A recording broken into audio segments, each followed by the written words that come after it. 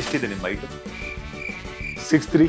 ಯಾಕೆ ಇನ್ನೊಂದು ಸ್ವಲ್ಪ ಬಿಟ್ಬಿಟ್ರಿ ಅಂತ ಸೆವೆನ್ಗೆ? ನೀವು 6'1" ಇದ್ದೀರಾ.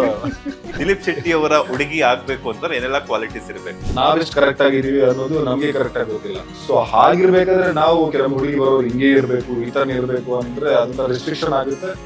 ಅಂಡ್ ಒಂದಷ್ಟು ಜನ ದಿಲೀಪ್ ಶೆಟ್ಟಿ ಅವರು ಮತ್ತೆ ಖುಷಿ ಮದುವೆ ಆಗ್ಬೇಕು. We are also happy and ನಮ್ಮಿಬ್ರು ಬಾಂಡಿಂಗ್ ಚೆನ್ನಾಗಿದೆ. ಇವಾಗ್ಲೇ ಈ ತರ ಅಂತ ಹೇಳೋದಕ್ಕಿಂತ ಲೆಟ್ಸ್ ವೇಟ್ ಅಂತ.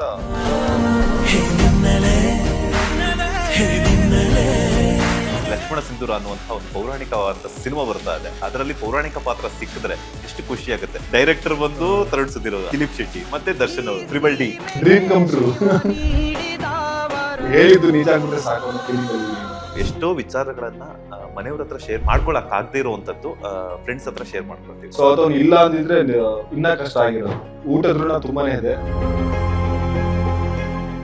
ಹಾಯ್ ಹಲೋ ನಮಸ್ಕಾರ, welcome to Boss TV Kannada. ನಾನು ಮಂಜುನಾಥ್ ಶ್ರೀನಿವಾಸ್. ಇವತ್ತಿನ ಬಾಸ್ ಟಿವಿ ಸ್ಪೆಷಲ್ ನಲ್ಲಿ ನಮ್ ಜೊತೆ ಜಾಯ್ನ್ ಆಗ್ತಾ ಇದ್ರೆ ಒಂದ್ ಕಡೆ ಕನ್ನಡ ಆಗಿರ್ಬೋದು, ತೆಲುಗು ಆಗಿರ್ಬೋದು, ಸೀರಿಯಲ್ಸ್ ಮೂಲಕ ಕನ್ನಡ ಮತ್ತೆ ತೆಲುಗು ಆಡಿಯನ್ಸ್ ನ ತಮ್ಮನ್ನೆಲ್ಲಾನು ಕೂಡ ಸಖತ್ತಾಗಿ ಸೂಪರ್ ಆಗಿ ಎಂಟರ್ಟೈನ್ ಮಾಡ್ತಾ ಅದರೊಟ್ಟಿಗೆ ಬೆಳ್ಳಿ ಪರದೆಯ ವೀಕ್ಷಕರನ್ನು ಕೂಡ ಆಗಾಗ ತಮ್ಮ ಅದ್ಭುತ ಪಾತ್ರಗಳ ಮೂಲಕ ಮನರಂಜಿಸುತ್ತಿರುವಂತಹ ನಮ್ಮ ನಿಮ್ಮೆಲ್ಲರ ಪ್ರೀತಿಯ ನಟ ದಿಲೀಪ್ ಶೆಟ್ಟಿ ಅವರು. ಅದರ ಮೊದಲಾಗಿ ನಮಸ್ತೆ, ಹೇಗಿದ್ದೀರಾ? ಸೂಪರ್ ಆಗಿದೆ, ನೀವು ಹೇಗಿದ್ದೀರಾ? ನಾನು ಸೂಪರ್ ಆಗಿದ್ದೀನಿ. ಎಷ್ಟಿದೆ ನಿಮ್ಮ ಹೈಟ್? 6'3". ಯಾಕೆ ಇನ್ನೊಂದು ಸ್ವಲ್ಪ ಬಿಟ್ಬಿಟ್ರಿ ಅಂತ ಸೆವೆನ್ಗೆ? ನೀವು 6'1" ಇದ್ದೀರಾ. ಅದೇ ನನ್ನ ಪ್ರಾಬ್ಲಮ್ ಆಗಿರೋದು.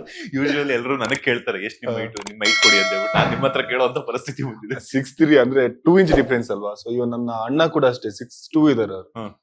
ಸೊ ಅವ್ರು ವಾಲಿಬಾಲ್ ಪ್ಲೇಯರ್. ಸೊ ಇದು ನಮ್ಮ ಪೇರೆಂಟ್ಸ್ ಗಿಫ್ಟ್ ಅಂತಾನೆ ಹೇಳ್ಬೋದು. ಹೌದು, ಹೈಟ್ ಇರುವಂತವ್ರಿಗೆ ಅದೊಂಥರ ಎಲ್ರು ಕೇಳ್ತಿರ್ತಾರೆ ಹೈಟ್ ಎಷ್ಟು ಹೈಟ್ ಇರ್ಬೇಕು ಅಂತ ಹೇಳ್ಬಿಟ್ಟು. ಬಟ್ ನಮ್ಗಳಿಗೆ ಬೇರೊಬ್ರು ಜಾಸ್ತಿ ಹೈಟ್ ಇದ್ದಾಗ ನಮ್ಗಳಿಗೂ ಇನ್ನೂ ಬೇಕನ್ಸುತ್ತಲ್ಲ. ಎಕ್ಸಾಕ್ಟ್ಲಿ. ಸೊ ಹೆಂಗಿದೆ ತೆಲುಗು ಕನ್ನಡ ಒಂದ್ ಕಡೆ, ಕನ್ನಡದ ಬೆಳ್ಳಿ ಪರದೆ ಎಲ್ಲಾ ಕಡೆನೂ ನೀವೇ, ಅದ್ರ ಜೊತೆಗೆ ಸೋಷಿಯಲ್ ಮೀಡಿಯಾ ಎಲ್ಲಾ ಕಡೆನೂ ಕೂಡ ದಿಲೀಪ್ ಶೆಟ್ಟಿ ಅಂತ ಹೊಡೆದ ತಕ್ಷಣ ಬಂದ್ಬಿಡ್ತೀರಾ. ಅಂದ್ರೆ ಮೊದಲನೇದಾಗಿ ಆಡಿಯನ್ಸ್ಗೆ ಥ್ಯಾಂಕ್ಸ್ ಹೇಳ್ಬೇಕು. ಅಂಡ್ ಸ್ಪೆಷಲಿ ನೀನಾದನ ಸೀರಿಯಲ್, ಅದಕ್ಕೆ ತುಂಬಾನೇ ಥ್ಯಾಂಕ್ಸ್ ಹೇಳ್ಬೇಕು. ಯಾಕಂದ್ರೆ ಅದೊಂಥರ ಒಂದು ಅಲ್ಲಿವರೆಗೂ ಒಂದು ಜರ್ನಿ ಆದ್ರೆ ನೀನಾದನ ಒಂದು ಸೀರಿಯಲ್ ಏನಿದೆ ಅದೊಂಥರ ಡಿಫ್ರೆಂಟ್ ಜರ್ನಿನೇ ತಂದ್ಕೊಡ್ತು. ತೆಲುಗು ಸ್ಪೆಷಲ್ ಆಗಿ ಇದು ಕೃಷ್ಣ ಸುಂದರಿ. ಸೊ ಅದ್ರಲ್ಲಿ ಒಂಥರ ಡಿಫ್ರೆಂಟ್ ಫ್ಯಾನ್ ಬೇಸ್ ಕ್ರಿಯೇಟ್ ಆಯ್ತು. ಅದ್ರ ಜೊತೆಗೆ ರಿಯಾಲಿಟಿ ಶೋ ಮಾಡಿದಾಗ ಅದ್ರಲ್ಲಿ ಒಂಥರ. ಅಂಡ್ ಇದೆಲ್ಲದ್ರ ನಡುವೆ ನನಗೆ ರೌಡಿ ಕ್ಯಾರೆಕ್ಟರ್ ಆಗುತ್ತೋ ಇಲ್ವೋ ಅನ್ನೋ ಒಂದು ಕನ್ಫ್ಯೂಷನ್ ಸ್ಟೇಟಸ್ ಅಲ್ಲಿ ಇದೆ. ಯಾಕಂದ್ರೆ ಎಲ್ಲಾ ಮೂವಿಲೂ ಎಲ್ಲ ಸೀರಿಯಲ್ ಅಲ್ಲೂ ಒಂಥರ ರಿಚ್ ಕ್ಯಾರೆಕ್ಟರ್, ರಿಚ್ ಕಿಡ್ ಅದೇ ತರ ಮಾಡ್ಕೊಂಡ್ ಬಂದೆ. ಸೊ ನೀನಾದನಂತ ಬಂದಾಗ ಫಸ್ಟ್ ಆಪ್ಷನ್ ನನಗೆ ಓಕೆ ತುಂಬಾ ಕಷ್ಟ ಆಗ್ಬಹುದು ಅನ್ನೋ ಒಂದು ಮೈಂಡ್ ಸೆಟ್ ಅಲ್ಲಿ ಓಕೆ ಮಾಡೋದು ಬೇಡ ಅನ್ನೋ ಡಿಸಿಷನ್ ಅಲ್ಲೇ ಇದ್ದೆ. ಬಟ್ ಡೈರೆಕ್ಟರ್ ಎಲ್ಲ ಬಂದು ಮಾತಾಡಿ ಇಲ್ಲ ಈ ತರ ಇದೆ, ಇವನ್ ರಾಬರ್ಟ್ ಅಲ್ಲಿ ಮಾಡ್ಬೇಕಾದ್ರೂ ನಾನು ರಿಚ್ ಕಿಡ್ ಆಗೇ ಮಾಡಿದ್ದೆ. ಸೊ ಇದೊಂಥರ ಇದೆ, ಒಂದ್ಸಲ ಟ್ರೈ ಮಾಡಿ ಅಂತ ಹೇಳಿದಾಗ ಒಂದ್ ಸ್ವಲ್ಪ ಇನ್ನೊಂದು ನಮ್ ಬೇಸ್ ನಮ್ಗೆ ಇದ್ದೇ ಇರುತ್ತೆ. ಬಟ್ ಅದನ್ನ ಕ್ಯಾರೆಕ್ಟರ್ ಮಾಡ್ಬೇಕಾದ್ರೆ ಹೇಗ್ ಮಾಡೋದು ಗೊತ್ತಿರಲ್ಲ. ಬಟ್ ಅದನ್ನ ಮಾಡಿದಾಗ ಒಂದು ಡಿಫ್ರೆಂಟ್ ಎಕ್ಸ್ಪೀರಿಯನ್ಸ್ ಇತ್ತು. ಅಂಡ್ ಆಫ್ಟರ್ ದಟ್ ನೀನು ಯಾವ ತರ ಆಡಿಯನ್ಸ್ ರೆಸ್ಪಾನ್ಸ್ ಬಂತು, ಯಾವ ತರ ಫ್ಯಾನ್ಸ್ ಕ್ರಿಯೇಟ್ ಆದ್ರು. So that is next level ಅಂತಾನೆ ಹೇಳ್ಬೋದು. ಅಂಡ್ ಪಾರ್ಟ್ 1 ಪಾರ್ಟ್ 2 ಅಲ್ಲಿ ನೀನಾದನ ಸಿನಿಮಾ ಬರುತ್ತೆ. ಆ ಪೇರು ಅಂತೂ ಸಖತ್ತಾಗಿ ವರ್ಕೌಟ್ ಆಯ್ತು. ಸೊ ಆ ಪೇರ್ಗೆನೆ ಸಪರೇಟ್ ಆಡಿಯನ್ಸ್ ಕ್ರಿಯೇಟ್ ಆದ್ರು ಸೋಷಿಯಲ್ ಮೀಡಿಯಾದಲ್ಲಿ. ನಿಮ್ಮ ಮತ್ತೆ ಖುಷಿ ಶಿವು ಅವರ ಒಂದಷ್ಟು ಹೆಸರುಗಳನ್ನ ಒಟ್ಟಿಗೆ ಮಾಡಿಸ್ಬಿಟ್ಟು ತುಂಬಾ ಚೆನ್ನಾಗಿ ಇದ್ ಮಾಡ್ತಾರೆ. ಆ ಫ್ಯಾನ್ ಪೇಜಸ್ ಬಗ್ಗೆ ಏನ್ ಹೇಳ್ತೀರಾ? ಆ ಫ್ಯಾನ್ಸ್ ಬಗ್ಗೆ ಏನ್ ಹೇಳಿದ್ರು ಕಮ್ಮಿನೇ. ಒಂದು ಕಮೆಂಟ್ ಅವರೇ ಹಾಕಿದ್ರು. ಅಂದ್ರೆ ನೀನಾದನ ಶುರು ಹಾಕಿದ್ದ ಮುಂಚೆ ದಿಲೀಪ್ ಅನ್ನೋರಿಗೆ ಒಂದು ಫ್ಯಾನ್ ಬೇಸ್ ಇತ್ತು, ಖುಷಿ ಅನ್ನೋರಿಗೆ ಒಂದು ಫ್ಯಾನ್ ಬೇಸ್ ಇತ್ತು. ಬಟ್ ನೀನಾದನ ಆದ್ಮೇಲೆ ದಿಲ್ ಖುಷಿಗೆ ಒಂದು ಫ್ಯಾನ್ ಬೇಸ್ ಕ್ರಿಯೇಟ್ ಆಯ್ತು. ಸೊ ಇವಾಗ ಹೇಗಾಗಿದೆ ಅಂದ್ರೆ ದಿಲೀಪ್ ಅನ್ನೋ ಫ್ಯಾನ್, ಖುಷಿ ಅನ್ನೋ ಫ್ಯಾನ್ ಗಿಂತ ದಿಲ್ ಖುಷ್ ಅನ್ನೋ ಫ್ಯಾನೇ ಓಡ್ತಾ ಇದೆ. ಅಂಡ್ ಸ್ಪೆಷಲಿ ಅವ್ರಿಗೆ ತುಂಬಾನೇ ಥ್ಯಾಂಕ್ಸ್ ಹೇಳ್ಬೇಕು. ಯಾಕಂದ್ರೆ ಎಷ್ಟೋ ಸೀರಿಯಲ್ ಆದ್ಮೇಲೆ ನಾವು ನೋಡಿರೋ ಪ್ರಕಾರ ಒಂದು 1 ವೀಕಿಗೆ ಆ ಫ್ಯಾನ್ ಬೇಸ್ ವ್ಯಾನಿಶ್ ಆಗ್ಬೋದು ಅಥವಾ ಜಾಸ್ತಿ ರಿಯಾಕ್ಟ್ ಆಗದೆ ಇರೋದು, ಈ ತರ ತುಂಬಾ ನೋಡಿದ್ವಿ. ಬಟ್ ದಿಲ್ ಖುಷ್ ಆ ಒಂದು ಫ್ಯಾನ್ ಪೇಜ್ ಇದೆಯಲ್ಲ ಇವಾಗ್ಲೂ ಅಷ್ಟೇ ಎಂಗೇಜಿಂಗ್ ಆಗಿ, ಅಷ್ಟೇ ಆಕ್ಟಿವ್ ಆಗಿ, ಅಂಡ್ ಸ್ಪೆಷಲಿ ಅವ್ರ ಎಡಿಟಿಂಗ್ ಇದೆಯಲ್ಲ, ಸೊ ಅದಕ್ಕೆ ನಾವು ತುಂಬಾನೇ ಥ್ಯಾಂಕ್ಸ್ ಹೇಳ್ಬೇಕು. ಯಾಕಂದ್ರೆ ತುಂಬಾ ಸಲ ರೆಸ್ಪಾಂಡ್ ಮಾಡಕ್ ಆಗಲ್ಲ ನಮಗೆ.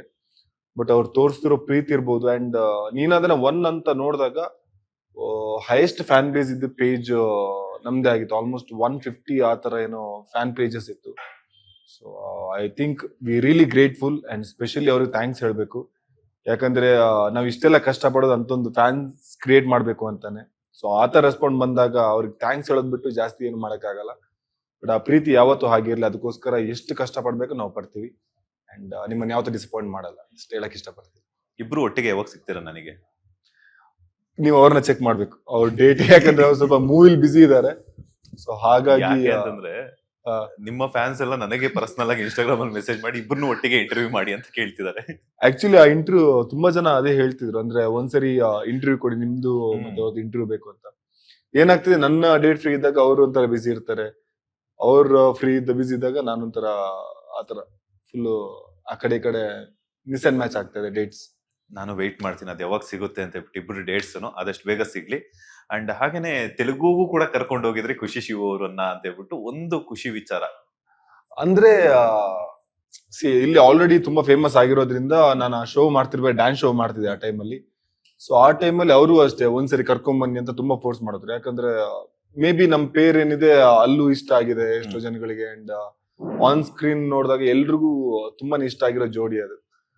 ಸೊ ಹಾಗಾಗಿ ಅವ್ರು ತುಂಬಾನೇ ಫೋರ್ಸ್ ಮಾಡಿದ್ರು ಹಿಂಗೆ ಕರ್ಕೊಂಡ್ ಬನ್ನಿ ಅಂತ. ಸೊ ನಾನು ಹೇಳಿದೆ, ನಾನು ನಂಬರ್ ಕೊಡ್ತೀನಿ, ನಿಮಗ್ ಬಿಟ್ಟಿದ್ದು ಕರೆಯೋದು ಬಿಡೋದು, ಅವ್ರು ಬರೋದು ಬಿಡೋದು.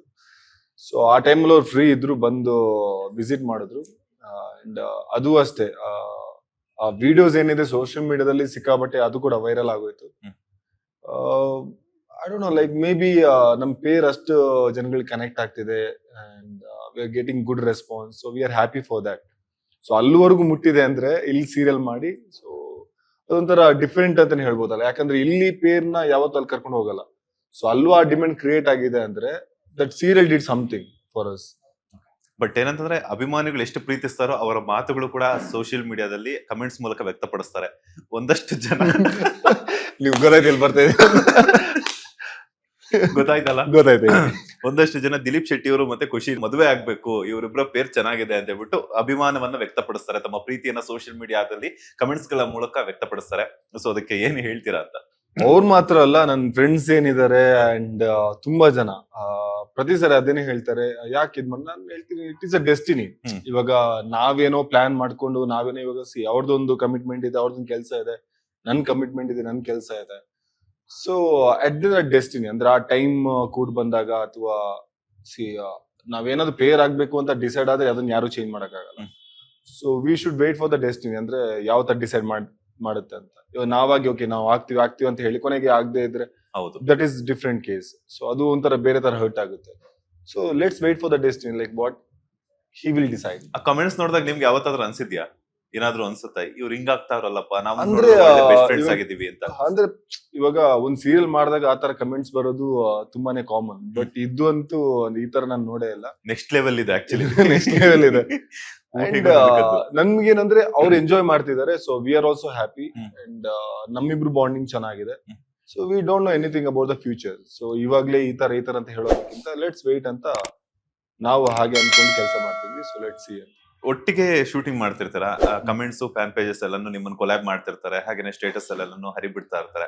ಸೊ ಅದ್ರ ಬಗ್ಗೆ ಯಾವತ್ತಾದ್ರೂ ನೀವು ಮತ್ತೆ ಖುಷಿ ಅವರಿಬ್ರು ಒಟ್ಟಿಗೆ ಡಿಸ್ಕಸ್ ಮಾಡಿದ್ದುಂಟಾ? ಡಿಸ್ಕಸ್ ಮಾಡಿದ್ರೆ ಏನೆಲ್ಲ ಡಿಸ್ಕಸ್ ಮಾಡ್ತಿರ್ತೀರಾ ಅಂತ? ಇವಾಗ ಅಂದ್ರೆ ಕೆಲವೊಂದ್ಸರಿ ತುಂಬಾ ನಾವು ಚೆಕ್ ಮಾಡ್ತಾ ಇರ್ತೀವಿ, ಯಾಕಂದ್ರೆ ಅವ್ರು ಎಫರ್ಟ್ ಆಗ್ತಾ ಇರ್ತಾರೆ. ಸೊ ಅವ್ರ ಎಫರ್ಟ್ ಗೆ ನಾವು ಸ್ವಲ್ಪ ರೆಸ್ಪಾಂಡ್ ಮಾಡಿದ್ರೆ they will be happy.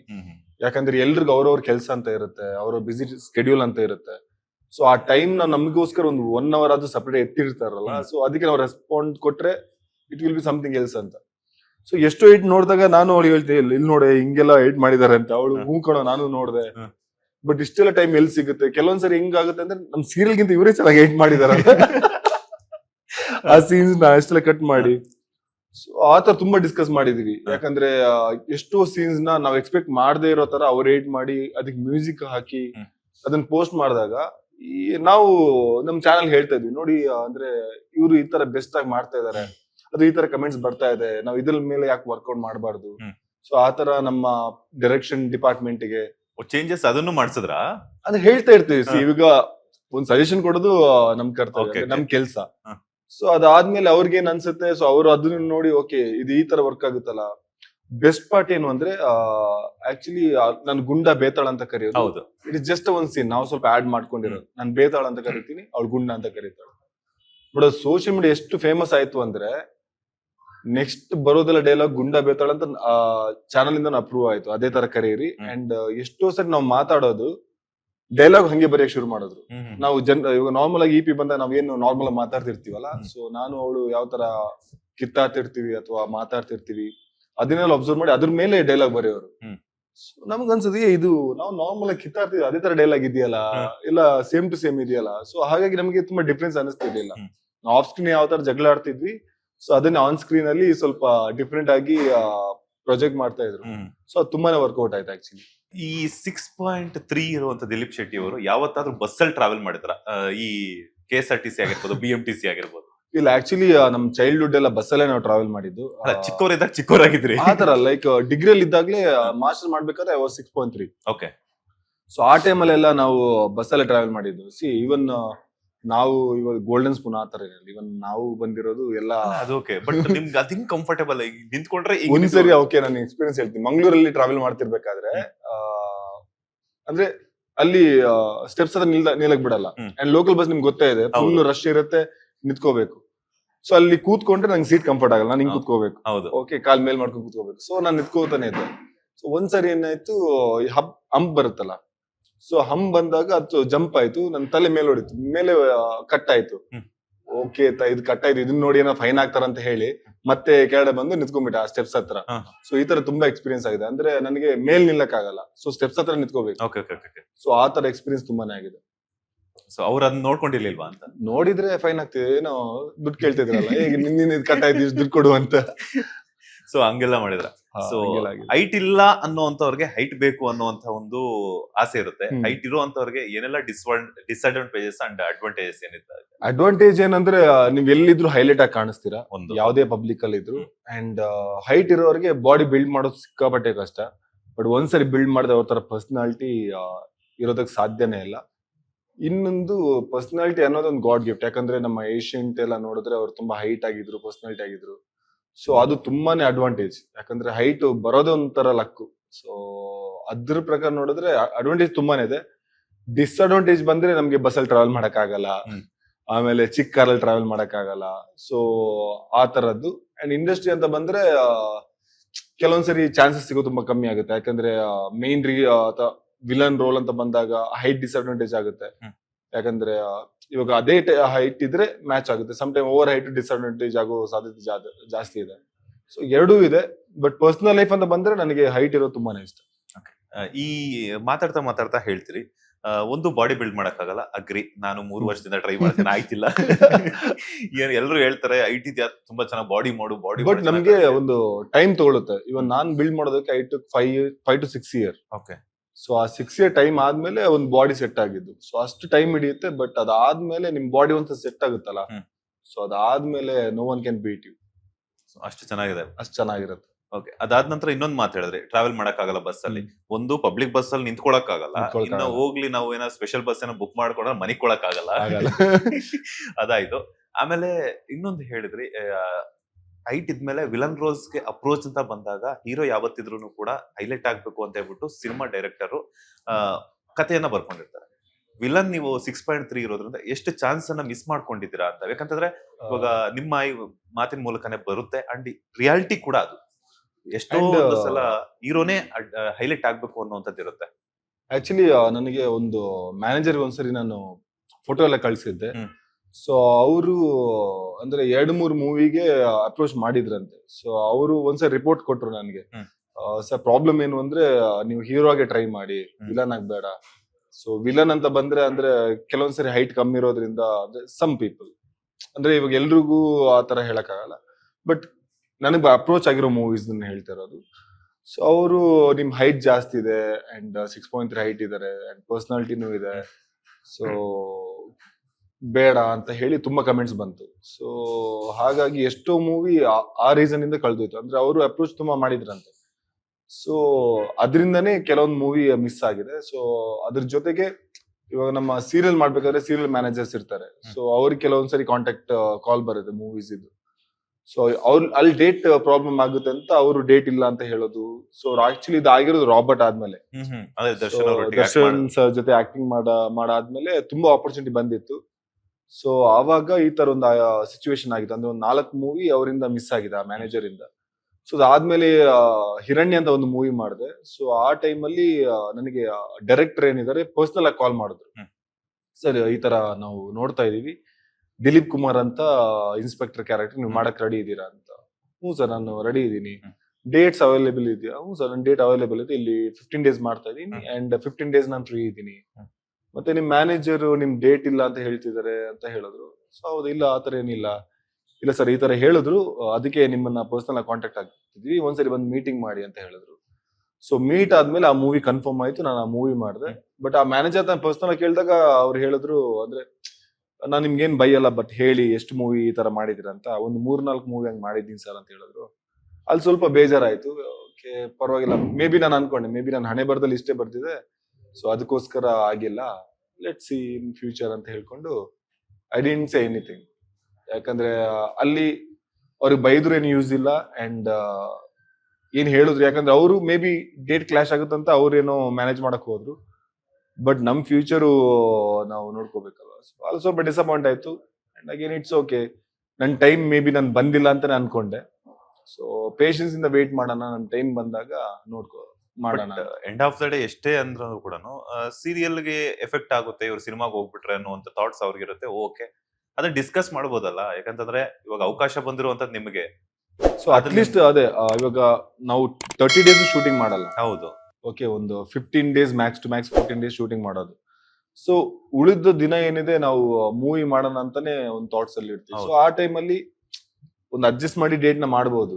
But ಅವರು ಅದಕ್ಕೊಂದು ಅವಕಾಶ ಕೊಟ್ರೆ ಈಸಿ ಆಗುತ್ತೆ. ಅಂದ್ರೆ ಅವಾಗ ವರ್ಕ್ ಕಂಫರ್ಟೇಬಲ್ ಜಾಸ್ತಿ ಇರುತ್ತೆ. ಇವರು ನಮ್ಗೆ ಅಡ್ಜಸ್ಟ್ ಮಾಡ್ತಾ ಇದಾರೆ, ನಾವು ಅಡ್ಜಸ್ಟ್ ಆಗ್ಬೇಕು. ಸೊ ಈ ತರ ಒಂದು ಥಾಟ್ ಪ್ರೊಸೆಸ್ ಅಲ್ಲಿ ವರ್ಕ್ ಚೆನ್ನಾಗಿ ಹೋಗುತ್ತೆ. ಬಟ್ ಅದನ್ನ ಡಿಸ್ಕಸ್ ಮಾಡದೇ ಇದ್ದಾಗ ನಮ್ಗೂ ಅನ್ಸುತ್ತೆ, ಓಕೆ ಯಾಕೆ ಈ ತರ ಎಲ್ಲ ಆಗ್ತಾ ಇದೆಯಲ್ಲ. ಯಾಕಂದ್ರೆ ಒಂದು ಮೂವಿ ಆಪರ್ಚುನಿಟಿ ಬರೋದೇ ತುಂಬಾ ಕಷ್ಟ. ಅಂಡ್ ರಾಬರ್ಟ್ ಮೂವಿ ಅಂತ ಚೆರಿ ಅಂತಾನೆ ಬೇರೆ ತರ ರೆಕಗ್ನೈಸ್ ಆಯ್ತು. ಸೊ ಅದಾದ್ಮೇಲೆ ನನಗೆ ಎಷ್ಟೋ ಸರಿ ಹೇಳ್ತೀವಿ, ಇಷ್ಟೊಳ್ಳೆ ಮೂವಿ ಮಾಡಿದ್, ಇಷ್ಟೊಳ್ಳೆ ಕ್ಯಾರೆಕ್ಟರ್ ಮಾಡ್ತಿದ್ಯಾ, ಯಾಕೆ ನಿನ್ಗೆ ಮೂವೀಸ್ ಬರ್ತಾ ಇಲ್ಲ, ಬಟ್ ಏನ್ ಆಗ್ತಾ ಇದೆ ಅಂತ. ಒಂದು ಇದು ರೀಸನ್ ಅಂಡ್ ಇನ್ನೊಂದು ಅದೇ ಹೈಟ್. ಸೊ ಇದು ಎರಡರಿಂದ ಸ್ವಲ್ಪ ಎಫೆಕ್ಟ್ ಆಯ್ತು ಅಂತ ನನ್ಗೆ ಫೀಲ್ ಆಗುತ್ತೆ. ಓಕೆ, ಈಗ ಹೀರೋ ಮೆಟೀರಿಯಲ್ಗೂ ಸೂಟ್ ಆಗ್ತಾರಾ, ವಿಲನ್ ಮೆಟೀರಿಯಲ್ಗೂ ಸೂಟ್ ಆಗ್ತಾರಾ? ಸೊ ಹೈಟ್ ಆಗಿರ್ಬೋದು, ವೈಟ್ ಆಗಿರ್ಬೋದು, ಪರ್ಸನಾಲಿಟಿ ಆಗಿರ್ಬೋದು. ದಿಲೀಪ್ ಶೆಟ್ಟಿ ಅವರು ಹೀರೋ ಆಗಿ ನಡ್ಸೋದಕ್ಕೆ ಇಷ್ಟನಾ, ವಿಲನ್ ಆಗಿ ನಡ್ಸೋದಕ್ಕೆ ಇಷ್ಟನಾ ಅಂತ? ನನಗೆ ಮೂವಿಲಿ ವಿಲನ್ ಆಗಿ ಮಾಡಕ್ ತುಂಬಾನೇ ಇಷ್ಟ. ಯಾಕಂದ್ರೆ ಒಂದು ಬೌಂಡ್ರೀಸ್ ಇರಲ್ಲ. ಸೊ ಯಾವ ತರ ಆದ್ರೂ ಎಕ್ಸ್ಪ್ರೆಸ್ ಮಾಡ್ಬೋದು. ಬಟ್ ಹೀರೋ ಆಗಿ ಬರ್ಬೇಕು ಅಂದ್ರೆ ನನಗೆ ಸ್ವಲ್ಪ ಕಾಂಟೆಂಟ್, ಮೂವಿ ಆಕ್ಷನ್ ಗಿಂತ ಸ್ವಲ್ಪ ಕಾಂಟೆಂಟ್ ಇರೋದು ಅಥವಾ ಒಂದು ಸ್ಟೋರಿ ಟೆಲ್ಲಿಂಗ್ ಇರೋದು. ಸೊ ಆ ತರ ಮಾಡ್ಬೇಕು ಅಂತ ತುಂಬಾ ಇಷ್ಟ. ನನಗೆ ಎರಡೂ ಇಷ್ಟ. ಆಕ್ಚುಲಿ ಇವಾಗ ನನಗೆ ಆಕ್ಟಿಂಗ್ ಅಂದ್ರೆ ಇಷ್ಟ. ಸೊ ಅದಕ್ಕೋಸ್ಕರ ನಾನು ದುಬೈಯಿಂದ ಜಾಬ್ ಬಿಟ್ಟು ಬಂದಿರೋದು. ಸೊ ಒಳ್ಳೆ ಜಾಬ್ ಬಿಟ್ಟು ಇಲ್ಲಿಗೆ ಬಂದಿದ್ದೀನಿ, ಮತ್ತೆ ಸ್ಟ್ರಗಲ್ ಮಾಡ್ತಾ ಇದ್ದೀನಿ ಅಂದ್ರೆ ಸೊ ಅದು ನನ್ಗೆ ಇಂಟ್ರೆಸ್ಟ್. ಇವಾಗ ಒಂದು ಪಾತ್ರ ಕೊಟ್ರೆ ಅದನ್ನ ಚೆನ್ನಾಗಿ ಮಾಡ್ಬೇಕು, ನನ್ನಿಂದ ಎಷ್ಟು ಬೆಸ್ಟ್ ಆಗುತ್ತೆ ಅಷ್ಟು ಮಾಡ್ಬೇಕು. ಸೊ ಆ ತರನೇ ಕೆಲಸ ಮಾಡೋದು. ಸೊ ಎಲ್ರು ಅದೇ ತರ ಮಾಡೋದು. ಯಾಕಂದ್ರೆ ಅದು ಒಂದು ಆಪರ್ಚುನಿಟಿ ಇದೆಯಲ್ಲ, ನಿಮ್ಮನ್ನ ಎಲ್ಲೋ ಕರ್ಕೊಂಡು ಹೋಗುತ್ತೆ. ಸೊ ಎಲ್ರು ಒಂದು ಮೂವಿ ಮಾಡಿದಾಗ ನನ್ ಬೆಸ್ಟ್ ಕೊಡ್ಬೇಕು ಅಂತಾನೆ ಕೆಲಸ ಮಾಡೋದು. ಸೊ ಮೂವಿಲಿ ನನಗೆ ಹೀರೋ ಅಂದ್ರೆ ಒಂದು ಸ್ವಲ್ಪ ಕ್ಯಾರೆಕ್ಟರ್ ಓರಿಯೆಂಟೆಡ್, ಸ್ವಲ್ಪ ಆ ತರ ಮಾಡಕ್ ತುಂಬಾ ಇಷ್ಟ. ಒಂದು ಫ್ಯಾಮಿಲಿ ಡ್ರಾಮಾಸ್. ಸೊ ಯಾಕಂದ್ರೆ ಫ್ಯಾಮಿಲಿ ಡ್ರಾಮಾಸ್ ತುಂಬಾ ಕಮ್ಮಿ ಆಗಿದೆ ನಮ್ಮ ಮೂವಿಲಿ ನೋಡಕ್ ಹೋದ್ರೆ. ಆಕ್ಷನ್ ಜಾಸ್ತಿ ಬರ್ತಾ ಇದೆ, ಕಾಮಿಡಿ ಬರ್ತಾ ಇದೆ, ಬಟ್ ಫ್ಯಾಮಿಲಿ ಅನ್ನೋ ಸ್ಟೋರಿ ತುಂಬಾ ಕಮ್ಮಿ ಇದೆ. ಸೊ ಒಂದು ಫ್ಯಾಮಿಲಿ ಓರಿಯೆಂಟ್ ಮಾಡ್ಬೇಕಂತ ತುಂಬಾ ಆಸೆ ಇದೆ. ಸೊ ಲಾಂಚ್ ಆದ್ರೆ ಸ್ವಲ್ಪ ಆತರ ಆಗ್ಬೇಕು ಅನ್ನೋ ಒಂದು ಥಾಟ್ ಪ್ರೊಸೆಸ್. ಯಾವುದೇ ಒಬ್ಬ ಮನೆ ಮಗ ಸಿನಿಮಾ ಇಂಡಸ್ಟ್ರಿಗೆ ಹೋಗ್ತಾರೆ ಅಥವಾ ಸೀರಿಯಲ್ ಇಂಡಸ್ಟ್ರಿಗೆ ಹೋಗ್ತಾರೆ ಅಂದ ತಕ್ಷಣ ಮನೆಯವ್ರಿಗೆ ಒಂದು ಭಯ ಇರುತ್ತೆ. ಹೆಂಗಪ್ಪ ಇಂಥದೆಲ್ಲ ಸರ್ವೈವ್ ಆಗ್ತಾರೆ ಇಲ್ವಾ, ಅವಕಾಶಗಳು ಕೊರತೆ ಇರುತ್ತೆ, ಜನ ಯಾವ ರೀತಿ ಆಕ್ಸೆಪ್ಟ್ ಮಾಡ್ತಾರೆ ಅನ್ನುವಂಥದ್ದು. ನೀವು ಸಿನಿಮಾ ಅಥವಾ ಸೀರಿಯಲ್ ಇಂಡಸ್ಟ್ರಿಗೆ ಬರಬೇಕು ಅಂದಾಗ ಮನೆಯವರ ರಿಯಾಕ್ಷನ್ ಹೆಂಗಿತ್ತು? ಅಂಡ್ ದುಬೈಯಲ್ಲಿ ಏನ್ ಕೆಲಸ ಮಾಡ್ತಿದ್ರಿ, ಆ ಒಂದು ಒಳ್ಳೆ ಕೆಲಸನ ಬಿಟ್ಟು ಬರೋದಕ್ಕೆ ಕಾರಣ ಇಂಡಸ್ಟ್ರಿ ಅಂತಾನೆ ಹೇಳಿದ್ರಿ, ಬಿಕಾಸ್ ಆಕ್ಟರ್ ಆಗ್ಬೇಕು ಅನ್ನುವಂಥದ್ದು.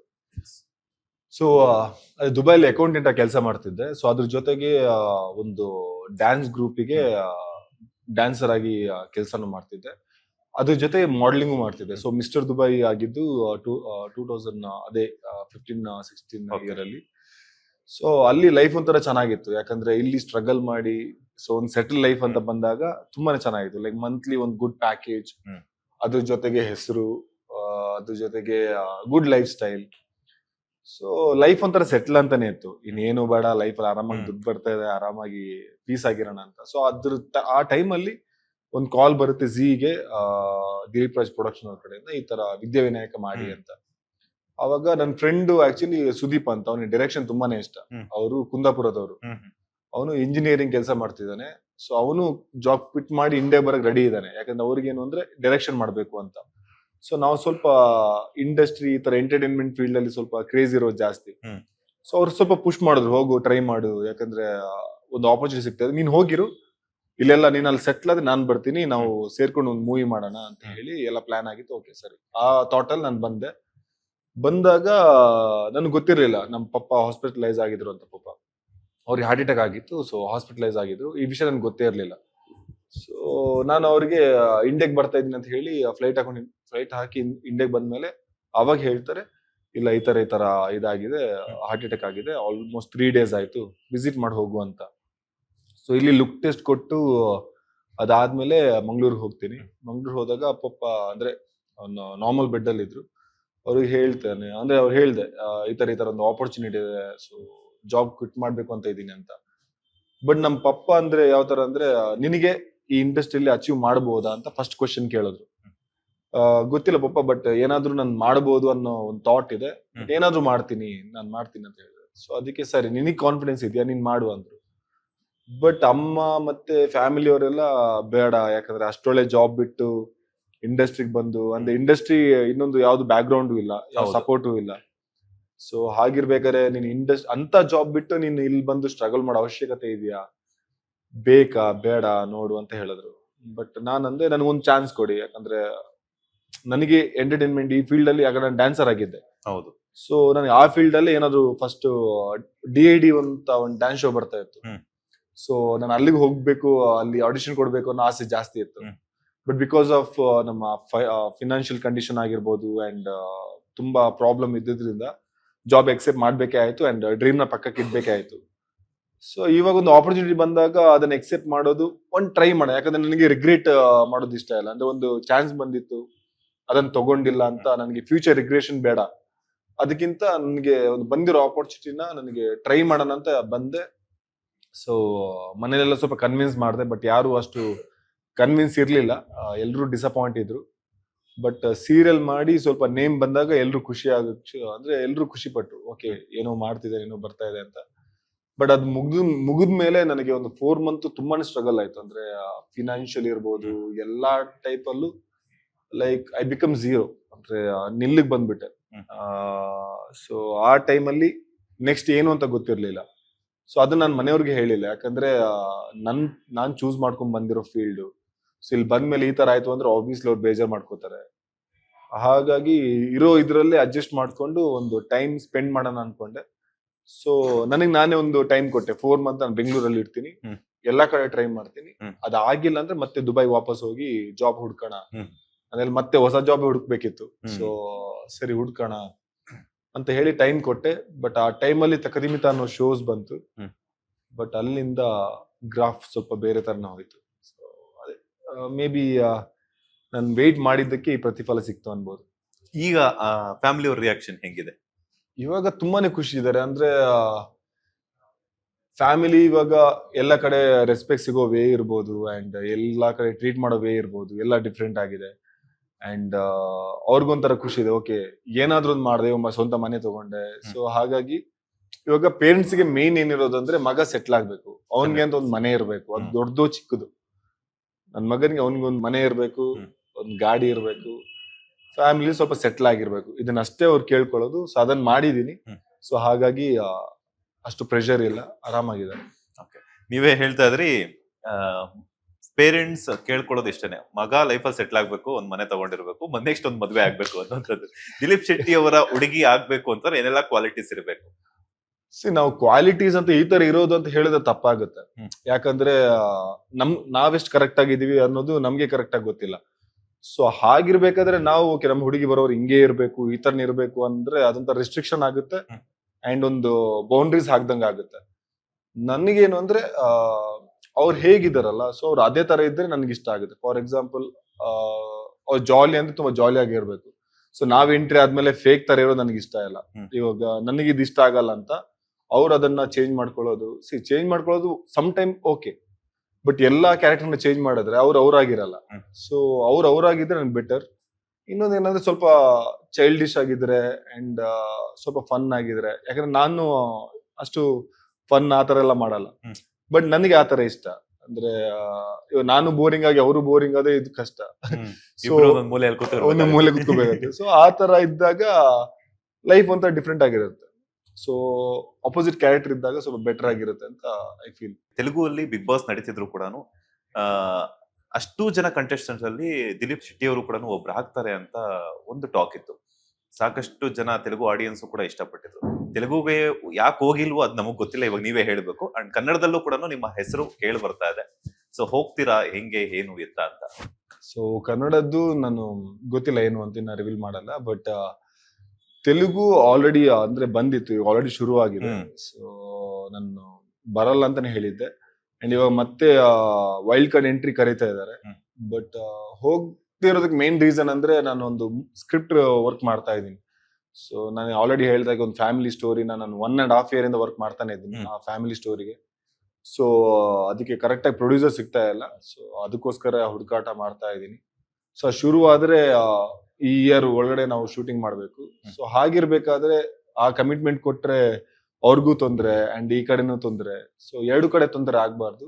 ಸೊ ಆ ರೀಸನ್ಗೋಸ್ಕರ ಹೋಗ್ತಾ ಇಲ್ಲ. ಅಂದ್ರೆ ಈಗ ಸಿನಿಮಾ ನೀವೇ ಮಾಡ್ತಿದ್ದೀರಾ ಅಂತ ಹೇಳಿದ್ರಿ, ಸ್ಕ್ರಿಪ್ಟ್ ಎಲ್ಲ ರೆಡಿ ಮಾಡ್ತೀರಾ ಅಂದ್ರೆ ಡೈರೆಕ್ಷನ್ ಫೀಲ್ಡ್ ಗೆ ಏನಾದ್ರು ಹಿಡಿಯುವಂತ ಅವಕಾಶ ಇದೆ? ಇಲ್ಲ ಅಂದ್ರೆ ನನಗೆ ಡೈರೆಕ್ಷನ್ ಫೀಲ್ಡ್ ಅಲ್ಲಿ ಅಷ್ಟು ಅಂದ್ರೆ ಆಸಕ್ತಿ ಇಲ್ಲ. ಯಾಕಂದ್ರೆ ಡೈರೆಕ್ಷನ್ ಅಂತ ಬಂದಾಗ ಅವ್ರ ಟೆಕ್ನಿಕಲ್ ನಾಲೆಜ್ ಇಂದ ಹಿಡಿದು ಎಲ್ಲಾನು ಇರಬೇಕು. Acting knowledge, technical knowledge, writing knowledge ಎಲ್ಲಾನು ಇರಬೇಕು. ಸೊ ಆ ಕ್ವಾಲಿಟಿ ಇದ್ದಾಗ ಒಬ್ಬ ಪ್ರಾಪರ್ ಡೈರೆಕ್ಟರ್ ಆಗಕ್ಕೆ ಸಾಧ್ಯ. ಸೊ ಅದೊಂಥರ ಬಿಗ್ ರೆಸ್ಪಾನ್ಸಿಬಿಲಿಟಿ. ಸೊ ಆ ರೆಸ್ಪಾನ್ಸಿಬಿಲಿಟಿನ ಇವಾಗ ತೊಳಕ್ಕೆ ನಾನಂತೂ ಅಂದ್ರೆ ರೆಡಿ ಇಲ್ಲ ಅಂಡ್ ಅಷ್ಟು ಫಿಟ್ ಆಗಿಲ್ಲ. ಯಾಕಂದ್ರೆ ಒಂದು ಮೂವಿನ ತಗೊಂಡು ಹೋಗೋದಂದ್ರೆ ಅಷ್ಟು ಈಸಿ ಪಾತ್ರನೇ ಅಲ್ಲ. ಯಾಕಂದ್ರೆ ಹೇಳ್ತಾರಲ್ವಾ, captain of the ship is a director. So ನಾನಿವಾಗ ಒಂದು ಕೆಲಸ ಮಾಡೋ ಒಂದು ಥಾಟ್ ಪ್ರೊಸೆಸ್ ಅಲ್ಲೇ ಇದ್ದೀನಿ. ಸೊ ಒಂದು ಒಳ್ಳೆ ಡೈರೆಕ್ಟರ್ ಅಂಡರ್ ಕೆಲಸ ಮಾಡಬೇಕು, ಒಂದು ಒಳ್ಳೆ ಎಕ್ಸ್ಪೀರಿಯನ್ಸ್ ತಗೋಬೇಕು. ನಾವ್ ಎಷ್ಟೇ ಕಲ್ತ್ರು ಅದು ಕಮ್ಮಿನೇ ಆಕ್ಟಿಂಗ್ ಫೀಲ್ಡ್ ಅಲ್ಲಿ. ಸೊ ಹಾಗಾಗಿ ಒಂದು ಒಳ್ಳೆ ಡೈರೆಕ್ಟರ್ ಅಂಡರ್ ಅಲ್ಲಿ ಎಷ್ಟಾಗುತ್ತೆ ಅಷ್ಟು ಕೆಲಸ ಮಾಡ್ಬೇಕು ಅನ್ನೋ ಒಂದು ಥಾಟ್ ಅಲ್ಲಿ ಇರೋದು. ಈಗ ನೆಕ್ಸ್ಟ್ ಸಿನಿಮಾಗಳಲ್ಲಿ ಯಾರ ಒಂದು ಡೈರೆಕ್ಷನ್ ಅಂಡರ್ ಅಲ್ಲಿ ಕೆಲಸ ಮಾಡ್ಬೇಕು ಅನ್ನುವಂತ ಆಸೆ ಇದೆ ಅಂತ? ನನಗೆ ತರುಣಣ್ಣನ ಜೊತೆ ಒಂದು ಕೆಲಸ ಮಾಡಿದ್ದೆ. ಆಮೇಲೆ ಹೊಸೊಬ್ರು ನನಗೆ ತರುಣಣ್ಣನ ಜೊತೆ ಎಷ್ಟು ಮೂವಿ ಸಿಗುತ್ತೋ ಅಷ್ಟು ಮಾಡಕ್ ಇಷ್ಟ. ಯಾಕಂದ್ರೆ ಅವ್ರ ಜೊತೆ ಫಸ್ಟ್ ಮೂವಿ ಮಾಡಿರೋದು. ಅಂಡ್ ಇನ್ನು ಕೆಲವರು ಸೂರಿ ಅವ್ರ ಜೊತೆ ಒಂದು ರಾ ಮೂವಿ ಮಾಡ್ಬೇಕು ಅಂತ ಭಾರಿ ಆಸೆ. ಯಾಕಂದ್ರೆ ಅವ್ರ ಸ್ಟೋರಿ ಟೆಲ್ಲಿಂಗ್ ವೇ ಆಗಿರ್ಬೋದು, ಅವ್ರ ಸ್ಕ್ರೀನ್ ತೋರಿಸೋ ವೇ ಆಗಿರ್ಬೋದು ತುಂಬಾನೇ ಇಷ್ಟ. ಅಂಡ್ ಪ್ರೆಸೆಂಟ್ ಇವಾಗ ರೀಸೆಂಟ್ ಆಗಿ ನಮ್ಮ ದುನಿಯಾ ವಿಜಯ್ ಸರ್ ಭೀಮ್ ಅವ್ರ ಡೈರೆಕ್ಷನ್, ಅವರು ಆಕ್ಟಿಂಗ್ ಅಲ್ಲಿ ನಾವು ಒಂದು ಲೆವೆಲ್ ನೋಡಿದ್ವಿ. ಬಟ್ ಡೈರೆಕ್ಷನ್ ಒಂಥರ ರಾ ಫೀಲ್ ಇದೆಯಲ್ಲ, ಸೊ ಅದು ತುಂಬಾನೇ ಅದ್ಭುತವಾಗಿ ತೋರಿಸ್ತಾ ಇದ್ದಾರೆ. ಅಂಡ್ ತರುಣಣ್ಣ ಯಾವಾಗ್ಲೂ, ಯಾಕಂದ್ರೆ ನನಗೆ ಅವ್ರ ವೇ ಆಫ್ ಡೈರೆಕ್ಷನ್ ತುಂಬಾನೇ ಇಷ್ಟ. ಇವಾಗ ನಾನು ಫಸ್ಟ್ ಆಫ್ ಆಲ್ ಮೂವಿಗೆ ನಾನು ಹೊಸದಾಗಿ ಎಂಟ್ರಿ ಆಗಿರೋದು. ಬಟ್ ಅವ್ರು ಯಾವತ್ತೂ ಆತರ ಟ್ರೀಟೇ ಮಾಡಿಲ್ಲ. ಅಂದ್ರೆ ಇವಾಗ ಎಷ್ಟೇ ಡೈಲಾಗ್ಸ್ ಇದ್ರು ಅದನ್ನ ಆರಾಮಾಗಿ ಹೇಳ್ಕೊಡೋರು, ಆ ಕಂಫರ್ಟ್ ಝೋನ್ ಕೊಡೋರು, ತುಂಬಾ ಕಂಫರ್ಟ್ ಆಗಿಡೋರು. ಅದ್ರ ಜೊತೆ ನಮ್ಮಿಂದ ಎಷ್ಟು ಆಕ್ಟಿಂಗ್ ತೆಗಿಬೇಕು ಅದ್ ನೀಟಾಗಿ ತೆಗ್ಸೋರು. ಅವ್ರ ಜೊತೆ ಕೆಲಸ ಮಾಡಿದಾಗ ನನ್ ಫಸ್ಟ್ ಮೂವಿ ಅಂತ ಅನ್ನಿಸ್ತಾ ಇರ್ಲಿಲ್ಲ. ನಾನು ಯಾವತ್ತು ಹೇಳ್ತೀನಿ ಅಂದ್ರೆ, ನನ್ನ ಇಷ್ಟು ವರ್ಷ ಸೀರಿಯಲ್ ಮಾಡಿರೋ ಎಕ್ಸ್ಪೀರಿಯನ್ಸ್ ಒಂದ್ ಕಡೆ ಆದ್ರೆ, ನಿಮ್ ಜೊತೆ ಒಂದು ಮೂವಿ ಮಾಡಿದ್ನ ಆ ಎಕ್ಸ್ಪೀರಿಯನ್ಸ್ ಒಂಥರ ಬೇರೆ ತರ. ಯಾಕಂದ್ರೆ ನಿಮ್ಗೆ ಗೊತ್ತು, ಡಿ ಬಾಸ್ ಜೊತೆ ಆಕ್ಟಿಂಗ್ ಮಾಡಕ್ ಎಷ್ಟೋ ಜನ ವೇಟ್ ಮಾಡ್ತಾ ಇರ್ತಾರೆ. ಸೊ ಅಂತ ಅವಕಾಶ ಬೇರೆ ಸಿಕ್ತು. ಅಂಡ್ ಫಸ್ಟ್ ಮೂವಿಲಿ ಅಂತ ಅವಕಾಶ ಸಿಗೋದಂದ್ರೆ it is really great. So ಅವ್ರ ಜೊತೆ ಎಷ್ಟು ಮೂವಿ ಬರುತ್ತೋ ಅಷ್ಟು ಕೆಲಸ ಮಾಡಕ್ ನಾನು ಇಷ್ಟಪಡ್ತೀನಿ ತರುಣಣ್ಣನ ಜೊತೆ. ಯಾಕಂದ್ರೆ is a very good human being. ಹಾಗೆ ಒಬ್ಬ ಅದ್ಭುತ ನಿರ್ದೇಶಕನ ಅಂತಾನೆ ಹೇಳ್ಬೋದು. ಅವ್ರು ಕೊಟ್ಟಿರೋ ಎಲ್ಲಾ ಮೂವಿ ಕಂಟಿನ್ಯೂಸ್ ಹಿಟ್ ಆಗ್ತಾನೆ ಇದೆ. ಲೈಕ್ ಅವ್ರ ಸ್ಟೋರಿ ಪಿಕ್ ಆಗಿರ್ಬೋದು, ಅದನ್ನ ಜನಗಳಿಗೆ ತಲುಪಿಸೋ ವೇ ಆಗಿರ್ಬೋದು, ಅಂಡ್ ಕಾಮಿಡಿ. ಅವ್ರ ಕಾಮಿಡಿ ಮೂವಿನೂ ನಾವು ನೋಡಿದ್ವಿ ಯಾವ ತರ ತೆಗಿತಾರಂತ. ಮಾಸ್ ಮೂವಿನೂ ನೋಡಿದೀವಿ. ಸೊ ಎಲ್ಲಾ ತರ ಮೂವಿ ಒಂಥರ ಕಂಬೈನ್ ಆಗಿ ಮಾಡ್ತಾರಲ್ಲ. So I really like that. Next ನೀವು ಹೇಳಿದ್ರಿ ತರುಣ್ ಸುಧೀರ್ ಒಟ್ಟಿಗೆ ಆಕ್ಟ್ ಮಾಡಬೇಕು ಮತ್ತಷ್ಟು ಸಿನಿಮಾಗಳಲ್ಲಿ ಅಂತ ಹೇಳ್ಬಿಟ್ಟು. ಅದ್ರ ಜೊತೆಗೆ ದರ್ಶನ್ ಅವರೊಟ್ಟಿಗೆ ಆಕ್ಟ್ ಮಾಡಿರುವಂತಹ ರಾಬರ್ಟ್ ಸಿನಿಮಾನು ಕೂಡ ನಿಮ್ಗೆ ಒಳ್ಳೆ ಚೆರ್ರಿ ಅನ್ನುವಂತಹ ಒಂದು ನೇಮ್ ಅಂಡ್ ಫ್ರೇಮ್ ಅಂತ ಕೊಡ್ತು. ಸೊ ಅವರಿಬ್ಬರ ಕಾಂಬಿನೇಷನ್ ಅಲ್ಲಿ ಲಕ್ಷ್ಮಣ ಸಿಂಧೂರ ಅನ್ನುವಂತಹ ಒಂದು ಪೌರಾಣಿಕವಾದಂತ ಸಿನಿಮಾ ಬರ್ತಾ ಇದೆ. ಅದರಲ್ಲಿ ಪೌರಾಣಿಕ ಪಾತ್ರ ಸಿಕ್ಕಿದ್ರೆ ಎಷ್ಟು ಖುಷಿ ಆಗುತ್ತೆ. ಮತ್ತದೇ ಡೈರೆಕ್ಟರ್, ಮತ್ತದೇ ಡಿ ಬಾಸ್, ಮತ್ತದೇ Dileep Shetty. Dream come true. Director ಬಂದು ತರುಣ್ ಸುಧೀರ್, ಅದು ಎಕ್ಸಾಕ್ಟ್ಲಿ. ಮತ್ತೆ ದಿಲೀಪ್ ಶೆಟ್ಟಿ, ಮತ್ತೆ ದರ್ಶನ್ ಅವರು, ತ್ರಿಬಲ್ ಡಿ. ಅಲ್ಲ, ಅದ್ ಸಿಕ್ಕಿದ್ರೆ ನಮ್ಗೆ ಅದಕ್ಕಿಂತ ದೊಡ್ಡದು ಇನ್ನೇನಿಲ್ಲ. ಯಾಕಂದ್ರೆ ಪ್ರತಿ ಸಲ ಡ್ರೀಮ್ ಮಾಡೋದು ಒಂದೊಳ್ಳೆ ಡೈರೆಕ್ಷನ್ ಅಥವಾ ಒಬ್ಬ ಸ್ಟಾರ್ ಜೊತೆ ಕೆಲಸ ಮಾಡೋ ಅವಕಾಶ ಸಿಕ್ಕಿದಾಗ ಅದನ್ನ ಎಕ್ಸ್ಪ್ರೆಸ್ ಮಾಡಕ್ ಆಗಲ್ಲ. ಮತ್ತೆ ಅವಕಾಶ ಸಿಕ್ಕಿದ್ರೆ ಅದನ್ನ ಯಾವ ತರ ಎಕ್ಸ್ಪ್ರೆಸ್ ಮಾಡೋದು ಗೊತ್ತಾಗ್ತಿಲ್ಲ. ಯಾಕಂದ್ರೆ ನಿಜ ಆಗ್ಬಿಟ್ರೆ ಸಾಕು ಅಂತ ಅನಿಸ್ತಿದ್ಯಾ? Correct, exactly. ನೀವೇ ಈಸಿ ಸೊಲ್ಯೂಷನ್ ಮಾಡ್ಕೊಟ್ಟೆ. ಅದು ನೀವು ಹೇಳಿದ್ದು ನಿಜ ಆಗ್ಬಿಟ್ರೆ ಸಾಕು ಅನ್ನೋ ಫೀಲಿಂಗ್ ಅಲ್ಲಿ ಇದೀನಿ ಇವಾಗ. ಖಂಡಿತವಾಗ್ಲೂ ಆಗುತ್ತೆ. ಬಿಕಾಸ್ ಯಾಕಂತಂದ್ರೆ ಆ ಪರ್ಸನಾಲಿಟಿ ನಾನ್ ಸೋಷಿಯಲ್ ಮೀಡಿಯಾದಲ್ಲಾಗಿರ್ಬೋದು, ನಾನ್ ಯೂಶುವಲ್ ಏನಂತಂದ್ರೆ ಒಬ್ಬರನ್ನ ನಾನು ಇಂಟರ್ವ್ಯೂ ಮಾಡ್ತೀನಿ ಅಂದಾಗ ಅವ್ರು ತೆಲುಗುಗೆ ಹೋಗಿದ್ರೆ ತೆಲುಗಲ್ಲೂ ನೋಡ್ತೀನಿ, ಕನ್ನಡದಲ್ಲೂ ನೋಡ್ತೀನಿ, ಎಲ್ಲೂ ಕೂಡ ಅಷ್ಟೇ ಪಾಸಿಟಿವ್ ವೈಬ್ಸ್ ಇರುವಂತಹ ಪರ್ಸನಾಲಿಟಿ ನಿಮ್ದು. ಡ್ಯಾನ್ಸ್ಗೂ ಸರಿ, ನೆಗೆಟಿವ್ ರೋಲ್ಗೂ ಸರಿ, ಅಂಡ್ ಆಕ್ಟಿಂಗ್ಗೂ ಸರಿ, ಪಾಸಿಟಿವ್ ರೋಲ್ಗೂ ಸರಿ, ಎಲ್ಲದಕ್ಕೂ ರಿಯಾಲಿಟಿ ಶೋಗಳಲ್ಲೂ ಮಿಂಚ್ತಾರ. ಹೆಂಗ್ ಸಾಧ್ಯ, ಹೆಂಗ್ ಬ್ಯಾಲೆನ್ಸ್ ಮಾಡ್ತಾರ ಟೈಮ್ ನ ಅಂತ? ಟೈಮ್ ಬ್ಯಾಲೆನ್ಸ್ ಗಿಂತ ಅಂದ್ರೆ ನಾನು ಅದೇ ಹೇಳದ್ನಲ್ಲ, ಇವಾಗ ನಿಮ್ಗೆ ಇದನ್ನು ಹೇಳ್ತೀನಿ. ಯಾಕಂದ್ರೆ ನನಗೆ ಆಕ್ಟಿಂಗ್ ಫೀಲ್ಡ್ ಬರೋಕ್ಕಿಂತ ಮುಂಚೆ ನಮ್ಗೆ IT ಫೀಲ್ಡ್ ನಿಮ್ಗೆ ಗೊತ್ತೇ ಇದೆ, ಸಿಕ್ಕಾಬಟ್ಟೆ ಕಂಪ್ಯೂಟರ್ ಮುಂದೆ ಕೆಲಸ ಮಾಡ್ತಾ ಇರಬೇಕು. ಅಂಡ್ ಕೆಲವೊಂದ್ಸರಿ ಮಂತ್ ಎಂಡ್ ತುಂಬಾ ಪ್ರೆಷರ್ ಇರುತ್ತೆ, ಯಾಕಂದ್ರೆ ಅಕೌಂಟ್ ಕ್ಲೋಸ್ ಮಾಡ್ಬೇಕು ಅಂಡ್ ಬ್ಯಾಲೆನ್ಸ್ ಶೀಟ್ ಮಾಡ್ಬೇಕು, ಹೆವಿ ಇರುತ್ತೆ.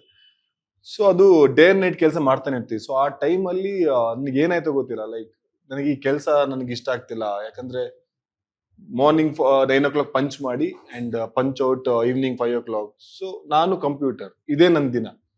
ಸೊ ಆ ರುಟೀನ್ ನನಗೆ ಇಷ್ಟ ಆಗ್ತಾ ಇರ್ಲಿಲ್ಲ. ಯಾಕಂದ್ರೆ ದಿಸ್ ಇಸ್ ನಾಟ್ ಮೀ ಅನ್ನೋ ಫೀಲಿಂಗ್ ಬರ್ತಾ ಇತ್ತು. ಸೊ ಆಗೊಂದು ಬುಕ್ ತಗೊಂಡು this year end I want to be actor ಅಂತ ಬರ್ದಿಟ್ಟು ಸೊ ಮ್ಯಾನಿಫೆಸ್ಟ್ ಮಾಡಿ ಇಟ್ಕೊಂಡೆ.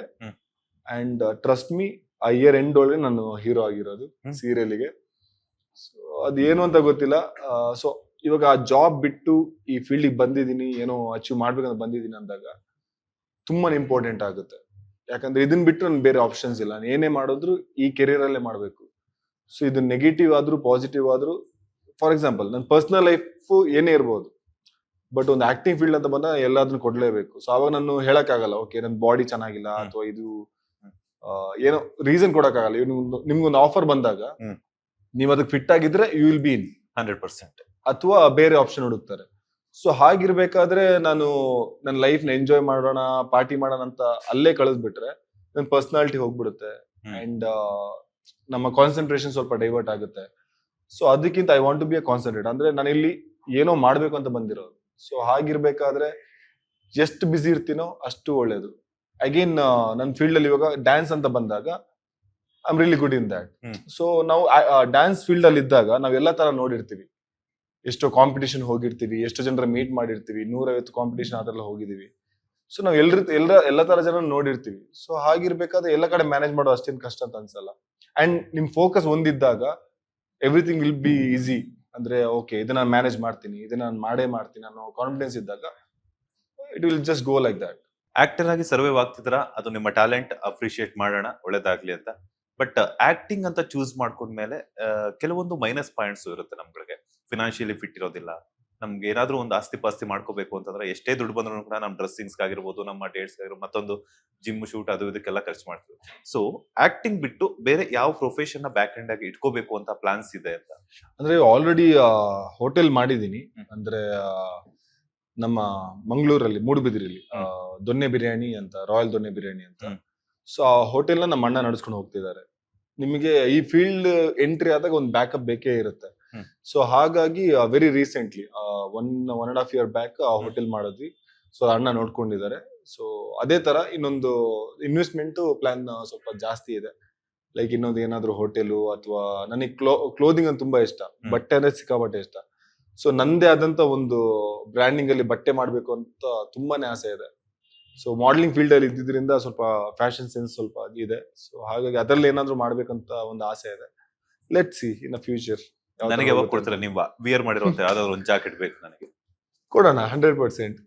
ನೆಕ್ಸ್ಟ್ ಯಾವ ಸಿಗ್ತೀವಿ ಡೆಫಿನೆಟ್ ಆಗಿ ಕೊಡ್ತೀನಿ. ಈಗ ನೋಡ್ತಿರ್ತೀನಿ ಇವ್ರ ಎಲ್ಲಿಂದ ಸಿಗುತ್ತಪ್ಪೋ ಇವ್ರಿಗೆ ಅಂದ್ರೆ ಐ ಡೂ ಅ ಕಸ್ಟಮೈಸ್. ಇವಾಗ ಫಾರ್ ಎಕ್ಸಾಂಪಲ್ ಒಂದು ಜಾಕೆಟ್ ತಗೊಂಡ್ರೆ ನನ್ನ ಫ್ರೆಂಡ್ ಒಬ್ರು ಇದಾರೆ. ಸೊ ಅವ್ರ ಹತ್ರ ಒಂದು ಡಿಸೈನ್ ಕೊಡ್ತೀನಿ, ಸೊ ಈ ತರ ಡಿಸೈನ್ ಮಾಡ್ಕೊಡಿ ಅಂತ. ಅಂದ್ರೆ ನೀವೇ ಓನ್ ಆಗಿ ಎಲ್ಲ ಅವ್ರಿಗೆ ಹೇಳ್ತೀರಾ? ಹಿಂಗೆ ಹೇಳ್ತೀನಿ, ಅಂದ್ರೆ ಈ ತರ ಬೇಕು. ಅಂಡ್ ಮುಂಚೆ ಯಾವ ತರ ಮಾಡ್ತಿದ್ದೆ, ಇವನ್ ಬ್ಲೇಸರ್ ನಾನು ಡಿಸೈನ್ ಮಾಡ್ತಿದ್ದೆ, ಈ ಕಲರೇ ಬೇಕು, ಈ ಕಾಂಬಿನೇಷನ್ ಬೇಕು. ಸೊ ಆ ತರ ಜಾಸ್ತಿ ವರ್ಕ್ ಮಾಡ್ತಿದ್ದೆ. ಇವನ್ ಇವಾಗ್ಲೂ ಅಷ್ಟೇ, ಎಲ್ಲ ಶಾಪಿಂಗ್ ಹೋದ್ರೆ ಒಂದ್ ಬಟ್ಟೆ ಅದು ಕಾಂಬಿನೇಷನ್ ನಾನು ಸೆಲೆಕ್ಟ್ ಮಾಡಿ ತಗೋತೀನಿ. ಒಂದ್ ಜಾಕೆಟ್ ಅಂದ್ರೆ ಬರೀ ಜಾಕೆಟ್ ಅಲ್ಲ, I will see the combination of it with shoes. So ಅದನ್ನೆಲ್ಲ ನೋಡಿ ಅದನ್ನ ಬೈ ಮಾಡೋದು. ಅದೆಲ್ಲ ಹೋಗುತ್ತೆ ಅಂದ್ರೆ ಹಾಕೋತೀನಿ ಆ ತರ. ನನಗೆ ಅದೇ ನೋಡ್ತಿದ್ನಲ್ಲ, ಬಿಕಾಸ್ ಹೈಟ್ ಇರೋಂತವ್ರಿಗೆ ಶೂಸ್ ಸಿಗಲ್ಲ, ಹುಡುಕಬೇಕು. ಸಿಕ್ಕಿದ್ರು ಕೂಡ ಒಂದೇ ತರ ಶೂಸ್ ಹಾಕ್ಬೇಕು ಅಂದ್ರೆ ಬೋರ್ ಹೊಡಿಯುತ್ತೆ. ಬಟ್ಟೆ ಹುಡುಕ್ಬೇಕು, ಒಂದೇ ತರ ಹಾಕ್ಬೇಕು ಅಂದ್ರೂ ಬೋರ್ ಹೊಡಿಯುತ್ತೆ. ಬಟ್ ನನ್ನ ಆಪ್ಷನ್ ಆ ತರ ಇಲ್ಲ. You can see all the collections. ಅಂದ್ರೆ ಏನಾಗುತ್ತೆ ಅಂದ್ರೆ ಡೇ ಬೈ ಡೇ ನಾವು ಪ್ರತಿದಿನ ನಾವು ಆನ್ ಸ್ಕ್ರೀನ್ ಬಂದಾಗ ಏನಾಗುತ್ತೆ ಅಂದ್ರೆ ನಾವು ಅದೇ ತರ ಹೊಸದಂತಲ್ಲಿ ನಾವು ಕಾಣಿಸ್ಕೋಬೇಕಾಗುತ್ತೆ. ಸೊ ಅಂತ ಟೈಮಲ್ಲೆಲ್ಲ ಹೆಂಗ್ ಅನ್ಸುತ್ತೆ? ಅಂದ್ರೆ ಅಪ್ಡೇಟ್ ಆಗ್ಲೇಬೇಕು. ಯಾಕಂದ್ರೆ ನಮಗೆ ಮೇನ್ ಹೇಳ್ಕೊಟ್ಟಿರೋದು ಫಸ್ಟ್ ಆಫ್ ಆಲ್ ನಮ್ಗೆ ಈ ತರ ಪ್ರಿಂಟ್ ಹಾಕಂಗಿಲ್ಲ. ಹ್ಮ್.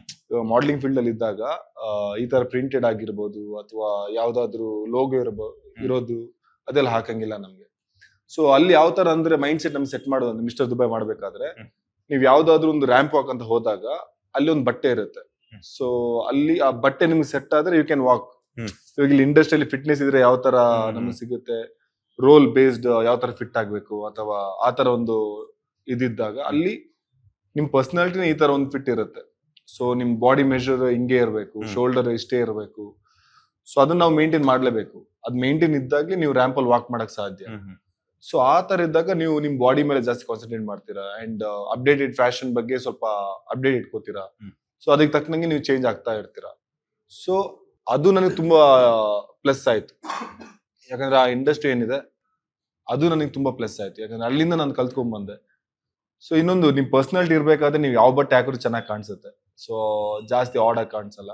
ಇವಾಗ ನೀವು ಅಷ್ಟೇ, ನೀವು ಕರೆಕ್ಟ್ ಆಗಿ ಕಲರ್ ಕಾಂಬಿನೇಷನ್ ಹಾಕಿದ್ರೆ ಯು ಲುಕ್ ಫ್ಯಾನ್. ಇವಾಗ್ಲೂ ಚೆನ್ನಾಗಿ ಕಾಣಿಸ್ತಿದ್ದೀರಿ. ಹೇಳಿದ್ರು ಬಿಡಿ, ಮಗ ಸರಿ ಇಲ್ಲ. And it's not like that. ಇವಾಗ ಯಾರು ಚೆನ್ನಾಗಿ ಕಾಣಿಸಲ್ಲ ಅಂತಲ್ಲ. ಇಟ್ ಈಸ್ ಜಸ್ಟ್ ದ ಬಟ್ಟೆ ನಾವ್ ಏನ್ ಹಾಕ್ತಿವಿ ಅದಷ್ಟೇ.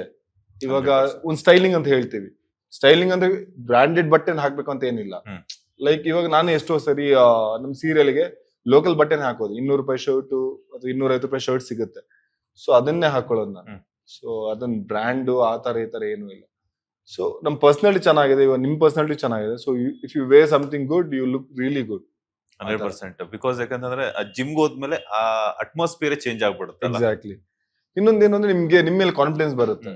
ನಮ್ಗೆ ಮೇನ್ ಡಿಸ್ಅಡ್ವಾಂಟೇಜ್ ಏನಂದ್ರೆ ನಾವು ಹೈಟ್ ಜಾಸ್ತಿ ಇರೋದ್ರಿಂದ ನಾವು ಬೆಂಡ್ ಜಾಸ್ತಿ ಆಗ್ತೀವಿ. ಹೌದು. ಇವನ್ ವಾಕ್ ಮಾಡ್ಬೇಕಾದ್ರೆ ಏನ್ ಮಾಡ್ಬೇಕಾದ್ರೂ ಸ್ವಲ್ಪ ಬೆಂಡ್ ಆಗ್ತೀವಿ. ಸೊ ಅದನ್ನ ನಾವು ಮೇಂಟೈನ್ ಮಾಡ್ಬೇಕು ಅಂದ್ರೆ ನಾವು ಫಿಟ್ ಇರ್ಲೇಬೇಕು, ಜಿಮ್ ಮಾಡ್ಲೇಬೇಕು. ಸೊ ನಮ್ ಬಾಡಿ ಪೋಸ್ಚರ್ ವರ್ಕೌಟ್ ಮಾಡ್ಲೇಬೇಕು. ಅದಿಲ್ಲ ಅಂದ್ರೆ ನಮ್ ಫ್ಯೂಚರ್ ಅಂತೂ ತುಂಬಾ ಹಾರಿಬಲ್ ಆಗಿರುತ್ತೆ. ಈಗ ಇಂಡಸ್ಟ್ರಿ ಅಂದ ತಕ್ಷಣ ಕೆಲವ್ರಿಗೆ ಏನಾಗ್ಬಿಡುತ್ತೆ ಅಂತಂದ್ರೆ ಬ್ಯಾಕ್ ಟು ಬ್ಯಾಕ್ ಏನಾದ್ರೂ ಒಂದಷ್ಟು ಪ್ರಾಬ್ಲಮ್ಸ್ ಬಂದೇ ಬರುತ್ತೆ. ನಿಮಗೆ ಅಫ್ಕೋರ್ಸ್ ನೀವ್ ಆಗ್ಲೇನೆ ಹೇಳಿದ್ರಿ ಕೂಡ, ಹುಟ್ಟಾನೆ ಚಿನ್ನ ಸ್ಪೂನ್ ಇಟ್ಕೊಂಡ್ ಬಂದಿರೋ ಅಂತನಲ್ಲ, ಇಂಡಸ್ಟ್ರಿಯಲ್ಲಿ ಯಾವುದೇ ಬ್ಯಾಕ್ ಗ್ರೌಂಡ್ ಇಲ್ಲದೆ ಬಂದಿರೋ ಅಂತ ಹೇಳ್ಬಿಟ್ಟು ಒಂದಷ್ಟು ಅವಕಾಶಗಳನ್ನು ಕೂಡ ಕಳ್ಕೊಂಡಾಗಂದ್ರೆ ಸೊ ನಮ್ಗೆ ಇಂಡಸ್ಟ್ರಿನೇ ಬೇಡ ಅಂತ ಅನ್ಸಿದ್ದುಂಟ ಯಾವತ್ತಾದ್ರೂ? ಅದೇ ಹೇಳದ್ನಲ್ಲ, ವಿದ್ಯಾವಿನಯಕ ಆದ್ಮೇಲೆ ಸಡನ್ ಆಗಿ ಅದು ವೈಂಡ್ ಅಪ್ ಆಯ್ತು. ವಿದೌಟ್ ಸಮ್ ರೀಸನ್ ಸಡನ್ ಆಗಿ ವೈಂಡ್ ಅಪ್ ಆಯ್ತು. ಸೊ ಅದಾದ್ಮೇಲೆ ನೆಕ್ಸ್ಟ್ ಏನು ಅಂತ ಏನೂ ಗೊತ್ತಿಲ್ಲ. ಅಂಡ್ ನನಗೆ ಒಂದು ನಾಲೆಜ್ ಕೂಡ ಇರ್ಲಿಲ್ಲ. ಇಂಡಸ್ಟ್ರಿಯಲ್ಲಿ ಯಾವ ತರ ಅಂದ್ರೆ ಸೀರಿಯಲ್ ಯಾವ ತರ ಬಟ್ಟೆ ಹಾಕ್ಬೇಕು ಅಂತ. ನಾನೇನ್ ಮಾಡ್ತಿದ್ದೆ, ಝಾರಾ ಶೋರೂಮ್ ಹೋಗಿ ಅಲ್ಲಿಂದಾನೆ ಬಟ್ಟೆ ಬೈ ಮಾಡ್ತಿದ್ದೆ. ಸೀರಿಯಲ್ ಅದನ್ನೇ ಹಾಕ್ತಿದ್ದೆ ಅಂಡ್ ರೇಮಂಡ್ ಶರ್ಟ್ಸ್ ಹಾಕ್ತಿದ್ದೆ. ಸೊ ನಾನು ಸೇವಿಂಗ್ಸ್ ಅಂತ ಏನು ಮಾಡ್ಕೊಂಡಿಲ್ಲ. ಒಂದು 8 ಮಂತ್ ಏನ್ ಸೀರಿಯಲ್ ಮಾಡಿದೆ. ಆಕ್ಚುಲಿ ನಾನೇನು ಪೇಮೆಂಟ್ ತಗೋತಿದ್ದೆ ದುಬೈಯಲ್ಲಿ 25% ಇಲ್ಲಿ ತಗೋತಿದ್ದೆ. ಅಂದ್ರೆ ಅದಕ್ಕಿಂತ ಅಷ್ಟು ಕಡಿಮೆ. ಸೊ ನಾನೇನ್ ಅನ್ಕೊಂಡೆ ಇಷ್ಟರಲ್ಲಿ ಬೆಂಗಳೂರು ಸರ್ವೈವ್ ಮಾಡಬಹುದು ಅಂತ. ಬಟ್ ಬಟ್ಟೆ ನಾವೇ ಬೈ ಮಾಡ್ಬೇಕು ಅಂಡ್ ಟ್ರಾವೆಲಿಂಗ್ ನೋಡ್ಕೋಬೇಕು, ಇದೆಲ್ಲ ಇದ್ದಾಗ ಆಮೇಲೆ ಅನ್ನಿಸ್ತು ಓಕೆ ಇದು ವರ್ಕೌಟ್ ಆಗಲ್ಲ. ಸೊ ನಾನು ಏನ್ ಸೇವಿಂಗ್ಸ್ ಇತ್ತಲ್ವಾ 3.5 year ಅಲ್ಲಿ, ಸೊ ಈ ಸೀರಿಯಲ್ ಎಂಡ್ ಆದಾಗ ಆ ಸೇವಿಂಗ್ಸ್ ಖಾಲಿ ಆಗಿತ್ತು. ಸೊ ಆಲ್ಮೋಸ್ಟ್ ಒಂದು 60,000 ಏನೋ ಅಕೌಂಟ್ ಅಲ್ಲಿ ಬ್ಯಾಲೆನ್ಸ್ ಇತ್ತು, 60,000 to 40,000. ಸೊ ಆ 40,000 ಅಲ್ಲಿ ಎಷ್ಟು ಮಂತ್ ಸರ್ವೈವ್ ಮಾಡ್ಬೋದು ಅಂತ ನಾನೇ ಕ್ಯಾಲ್ಕುಲೇಟ್ ಮಾಡ್ಕೊಂಡೆ. ಫಾರ್ ಎಕ್ಸಾಂಪಲ್ ರೆಂಟ್, ಅದು ನನ್ನ ರೂಮ್ ಫ್ರೆಂಡ್ ಜೊತೆ ಶೇರಿಂಗ್ ಇದ್ದಿದ್ದು, ಫುಡ್, ಅದ್ರ ಜೊತೆಗೆ ಮತ್ತೆ ದುಬೈ ಹೋಗ್ಬೇಕಾದ್ರೆ ಆ ಎಕ್ಸ್ಪೆನ್ಸಿವ್ ಫ್ಲೈಟ್ ಟಿಕೆಟ್. ಸೊ ಇದನ್ನೆಲ್ಲ ಕ್ಯಾಲ್ಕುಲೇಟ್ ಮಾಡಿ ಆ 40,000 to 50,000 ಅಲ್ಲಿ ಒಂದು ಕ್ಯಾಲ್ಕುಲೇಟ್ ಮಾಡ್ಕೊಂಡೆ. ಸೊ ಹಾಗಾಗಿ ನಾನು ಒಂದು 4 month ನನಗೆ ಟೈಮ್ ಕೊಟ್ಟೆ. ಸೊ 10,000 ಪಕ್ಕದಲ್ಲಿಟ್ಟು ಫ್ಲೈಟ್ ಟಿಕೆಟ್ ಏನಿದೆ ಅದನ್ನಿಟ್ಟು ಒಂದು 30,000 ಅಲ್ಲಿ ಏನೇನ್ ಮಾಡ್ಕೋಬಹುದು. ಸೊ ಅದನ್ನ ಕ್ಯಾಲ್ಕುಲೇಟ್ ಆಗಿ ಪರ್ ಡೇ ನನಗೆ ಅಂತ ಒಂದು 100 ರೂಪೀಸ್ನ ಎತ್ತಿಟ್ಟೆ ಖರ್ಚು. ಸೊ 100 ರೂಪೀಸ್ ಅಲ್ಲಿ ಡೈಲಿ ಎಕ್ಸ್ಪೆನ್ಸ್ ಹೋಗ್ಬೇಕು ಅನ್ನೋ ಒಂದು ಲಿಸ್ಟ್ ಮಾಡ್ಕೊಂಡೆ. ಸೊ ಹಾಗೆ ಮಾಡ್ಕೊಂಡಾಗ ಮುಂಚೆ ದುಬೈ ಕೆಲಸ ಮಾಡಿದೆ ಆ ಮೈಂಡ್ ಸೆಟ್ ಅಲ್ಲಿ ಇದ್ದಾಗ ನಿಮ್ಗೆ ಇಂಥ ರೆಸ್ಟೋರೆಂಟ್ ಅಲ್ಲಿ ಹೋಗ್ಬೇಕು, ಇಂಥ ಫುಡ್ ಬೇಕು, ಇಂಥ ಡಯಟೇ ಫಾಲೋ ಮಾಡ್ಬೇಕು. ಸೊ ಅದಾದ್ಮೇಲೆ ಅದಕ್ಕೆಲ್ಲ ಬ್ರೇಕ್ ಮಾಡಿ ಓಕೆ ಈ ಇದ್ರಲ್ಲಿ ಏನ್ ಮಾಡ್ಬೋದು ಅಂತ ಒಂದು ಲಿಸ್ಟ್ ಹಾಕೊಂಡಾಗ ತುಂಬಾ ಹೆಲ್ಪ್ ಆಗಿ. ಇವಾಗ ರೋಡ್ ಸೈಡ್ ಫುಡ್ ಏನು ಕೊಡ್ತಾ ಇದ್ದಾರೆ ಅವ್ರಿಗೆ ನಾನು ರಿಯಲಿ ಥ್ಯಾಂಕ್ಸ್ ಹೇಳ್ಬೇಕು. ಯಾಕಂದ್ರೆ ಅವರು ಇದ್ದಿದ್ದಕ್ಕೆ ನಾನು ಅಷ್ಟು ಸರ್ವೈವ್ ಆದೆ. ನಾವ್ ಹೇಳ್ತೀವಿ ಕೆಲವೊಂದ್ಸರಿ ಆ ಫುಡ್ ಹಿಂಗಿರುತ್ತೆ ಹಂಗಿರುತ್ತೆ ಅಂತ, ಬಟ್ ಅವತ್ತು ಅವ್ರಿಲ್ಲ ಅಂತಿದ್ರೆ ನನಗೆ ಬೆಂಗಳೂರಲ್ಲಿ ಇರಕ್ಕೆ ಸ್ವಲ್ಪ ಕಷ್ಟ ಆಗ್ತಿತ್ತು. ಇದು ಇವನ್ ನನ್ನ ಪೇರೆಂಟ್ಸ್ ಅಲ್ಲಿ ಹೇಳಕ್ ಆಗ್ತಾ ಇರ್ಲಿಲ್ಲ, ಹ್ಮ್ ಅಂದ್ರೆ ಖರ್ಚು ಕೊಡಿ ಅಥವಾ ಈ ತರ ಇದೆ ಅಂತ. ಯಾಕಂದ್ರೆ ನನ್ನ ಡಿಸಿಷನ್ ಅಲ್ಲಿ ನಾನು ಬಂದಿರೋದು. ಅಂಡ್ ಮನೆಯಲ್ಲೂ ಸ್ವಲ್ಪ ಕಷ್ಟ ಇತ್ತು ಆ ಟೈಮಲ್ಲಿ. ಸೊ ಅವ್ರ ಕಷ್ಟದಲ್ಲಿ ಇರ್ಬೇಕಾದ್ರೆ ಮತ್ತೆ ನನ್ ಕಷ್ಟ ಹೇಳ್ಕೊಂಡು ನಾನ್ ದುಡ್ಡಿಸ್ಕೊಂಡು ಅದು ನಿಮ್ಗೆ ಗೊತ್ತು ಬಾಯ್ಸ್ ಸಿಚುವೇಶನ್ ಹೇಗಂತ. 100%.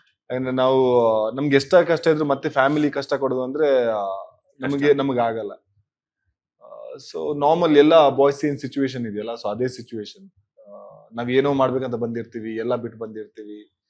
ಅಂಡ್ ನಮಗೆ ಫ್ಯಾಮಿಲಿ ಅಂದ್ರೆ ತುಂಬಾ ಇಷ್ಟ, ಎಲ್ಲ ಬಾಯ್ಸ್ ಫ್ಯಾಮಿಲಿ ಅಂದ್ರೆ ತುಂಬಾ ಇಷ್ಟ. ಬಟ್ ಅದನ್ನ ಬಿಟ್ಟು ಇಲ್ಲಿ ಏನೋ ಮಾಡ್ತಿದೀವಿ ಅಂದ್ರೆ ಏನಾದ್ರೂ ಮಾಡ್ಬೇಕು ಅಂತ. ಬಟ್ ನಮ್ಗೆ ಇಷ್ಟ ಇರಲ್ಲ ಇದು, ನಮ್ಗೆ ಫ್ಯಾಮಿಲಿ ಜೊತೆ ಇರೋಕೆ ಇಷ್ಟ, ಬಟ್ ಆದ್ರೂ ಬರ್ತೀವಿ. ಸೊ ಆ ಟೈಮಲ್ಲಿ ಆ ಅಮ್ಮ ಏನಿದ್ರು ನಮ್ಗೆ 20 ರೂಪಾಯಿ 2 ಮುದ್ದೆ, 15 ರೂಪಾಯಿ ರೈಸ್ ಕೊಡ್ತಾ ಇದ್ರು. ಸೊ ಎದ್ದೇಳೋದು 11 ಗಂಟೆ ಆತರ ಮಾಡ್ತಿದ್ದೆ. ಎದ್ದು ಅದು 2 ಮುದ್ದೆ, ಒಂದು ರೈಸ್, ಆಮೇಲೆ ಸಂಜೆ ಒಂದು ರಾಗಿ ಹಾಲಿನ ಪ್ಯಾಕೆಟ್. ಸೊ ಅದಕ್ಕೆ ರಾಗಿ ಹುಡಿ ಬರುತ್ತಲ್ವಾ, ಸೊ ಅದನ್ನ ಹಾಕಿ ಸ್ವಲ್ಪ ಬಾದಾಮ್ ಅಥವಾ ಕಡ್ಲೆ, ಯಾವ್ದು ಅವೈಲೇಬಿಲಿಟಿ ಇತ್ತು ಆ ಟೈಮಲ್ಲಿ ಆ ತರ. ಸೊ ಮಿಕ್ಸ್ ಮಾಡಿ ನೈಟು ರಾಗಿ ಅಂಬ್ಲಿ ಕುಡಿತಿದ್ದೆ. ಮಧ್ಯಾಹ್ನ ಊಟ, ಸಂಜೆ ಏನೂ ಇಲ್ಲ. ಸೊ ಪ್ರೋಟೀನು ಅಷ್ಟು ಹಾಕ್ತಾ ಇರಲಿಲ್ಲ, ಯಾಕಂದ್ರೆ ಪ್ರೋಟೀನ್ಗೂ ಒಂದು 3,000 ಬೇಕಿತ್ತು. ಸೊ ಅದನ್ನೆಲ್ಲ ಕಟ್ ಆಫ್ ಮಾಡಿದ್ದೆ. ಸೊ ಇಷ್ಟೇ ನನ್ನ 3 ತಿಂಗಳು ಏನಿದೆ, ಸೊ ಬರೀ ಈ ತರ ಒಂದು ಊಟ ಅಂಡ್ ನೈಟ್ ಅಂದ್ರೆ ರಾಗಿ ಅಂಬ್ಲಿ ಅಷ್ಟೇ.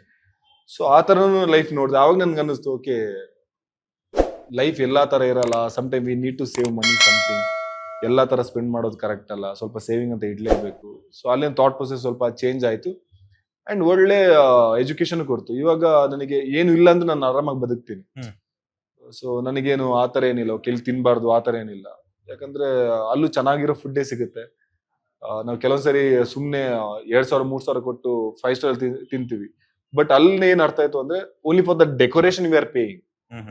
ಆ ಆಂಬಿಯನ್ಸ್ ಆಗಿರ್ಬೋದು, ಆ ಡೆಕೋರೇಷನ್ ನಾವು ಪೇ ಮಾಡ್ತೀವಿ. ಬಟ್ ಫುಡ್ ಲೋಕಲೇ ಚೆನ್ನಾಗಿರುತ್ತೆ. ಸೊ ಇವಾಗ ಯಾವ ತರ ಇದ್ರು ನಾನು ಆರಾಮಾಗಿ ಬದುಕಬಹುದು ಅನ್ನೋ ಒಂದು ಕಾನ್ಫಿಡೆನ್ಸ್ ಲೆವೆಲ್ ಇದೆ. ಸೊ ಒಳ್ಳೆ ಪಾಠನೂ ಕಲ್ತಿದ್ದೀನಿ. ಆ ವಿಚಾರ ಮನೆಯವ್ರಿಗೆ ಗೊತ್ತಾದ್ಮೇಲೆ ಅವ್ರ ರಿಯಾಕ್ಷನ್ ಇದುವರೆಗೂ ಹೇಳಿಲ್ಲ ಅವ್ರಿಗೆ. ಇವಾಗ ಹೇಳಿದಿರಲ್ಲ, ಇವಾಗ ಅದೇ ನೋಡಿದ್ರೆ ಗೊತ್ತಾಗ್ಬೋದು. ಬಟ್ ನಮ್ಮ ಅಣ್ಣನ ಸ್ವಲ್ಪ ಹೇಳಿದ್ದೆ, ಅವಾಗ ಅವ್ರು ಸ್ವಲ್ಪ ಬೇಜಾರ್ ಮಾಡ್ಕೊಂಡಿದ್ರು. ಯಾಕೋ ಒಂದ್ ವಿಷಯ ಹೇಳ್ಬೋದಿತ್ತಲ್ಲ ಅಂತ. ಬಟ್ ನನಗೆ ಯಾಕೋ ಎಲ್ಲಾ ಬಾಯ್ಸ್ಗೂ ಅದು ಹೇಳ್ಕೊಳಕ್ ಆಗಲ್ಲ. ಅಂದ್ರೆ ಆ ಕಷ್ಟ ನಮ್ಗೆ ಇರ್ಲಿ ಅಂತ ಅನ್ಕೊಂಡು ಸೈಲೆಂಟ್ ಆಗಿ. ಸೊ ಹಂಗೆ. ಎಸ್. ಈಗ ನೀವೇ ಹೇಳಿದ್ರಿ ಫಿನಾನ್ಷಿಯಲಿ ತುಂಬಾ ನಾನು ಕಷ್ಟಪಟ್ಟೆ ಅಂತ ಹೇಳ್ಬಿಟ್ಟು. ಇವಾಗ ಯೂಶುವಲಿ ಏನಂತಂದ್ರೆ ನಾವು ಎಷ್ಟೋ ವಿಚಾರಗಳನ್ನ ಮನೆಯವ್ರ ಹತ್ರ ಶೇರ್ ಮಾಡ್ಕೊಳಕ್ ಆಗದೆ ಇರುವಂತದ್ದು ಫ್ರೆಂಡ್ಸ್ ಹತ್ರ ಶೇರ್ ಮಾಡ್ಕೊಳ್ತೀವಿ. ಸೊ ಫಿನಾನ್ಷಿಯಲಿ ನೀವು ಸಫರ್ ಆಗ್ತಿದ್ದಾಗ ಯಾರ ಹತ್ರ ಫ್ರೆಂಡ್ ಹತ್ರ ಅಮೌಂಟ್ ಕೇಳಿ ಅದನ್ನ ಇಲ್ಲ ಅಂತ ಅನ್ಸ್ಕೊಂಡಿದ್ದ ಸಿಚುವೇಶನ್ ಇದೆಯಾ? ಯಾಕಂದ್ರೆ ಇವತ್ತು ಈ ರೇಂಜಿಗೆ ಬೆಳೆದಿದೆ. ಬಿಕಾಸ್ ಆ ತರ ಅನ್ನೋದಕ್ಕಿಂತ ನಾನು ಯಾವತ್ತು ಕೇಳಲ್ಲ ದುಡ್ಡು. ಯಾರಿಗೂ ಮೊದ್ಲಿಂದನೂ ಅಭ್ಯಾಸ ಇಲ್ಲ. ಅಂದ್ರೆ ನಮ್ ತಂದೆ ಯಾವ ತರ ಅಂದ್ರೆ, ಒಬ್ಬರ ಹತ್ರ 1,000 ರೂಪಾಯಿ ತಗೊಂಡು ಅದನ್ನ ವಾಪಸ್ ಕೊಟ್ಬಿಡು, ಅದನ್ನ ಇಟ್ಕೋಬೇಡ ಅನ್ನೋಂತ ಮೈಂಡ್ ಸೆಟ್ ಅಲ್ಲಿ ಇರೋದು. ಸೊ ಎಷ್ಟೇ ಕಷ್ಟ ಆದ್ರೂ ಬೇಕಾದ್ರೆ ಅದನ್ನ ಸಫರ್ ಮಾಡ್ತೀನಿ, ಬಟ್ ಬೇರೆಯವ್ರ ಹತ್ರ ಕೇಳೋ ಒಂದು ಅಭ್ಯಾಸ ಇಟ್ಕೊಂಡಿಲ್ಲ ಇದುವರೆಗೂ. ಸೊ ಆತರ ಯಾರಾದ್ರೂ ಕೇಳೂ ಇಲ್ಲ. ಬಟ್ ನನ್ ಫ್ರೆಂಡ್ ಸಚಿನ್ ಅಂತ ಒಬ್ಬ ಇದ್ದಾರೆ, ಸಚಿನ್ ಮತ್ತೆ ಮಧು ಗೌಡ ಅಂತ.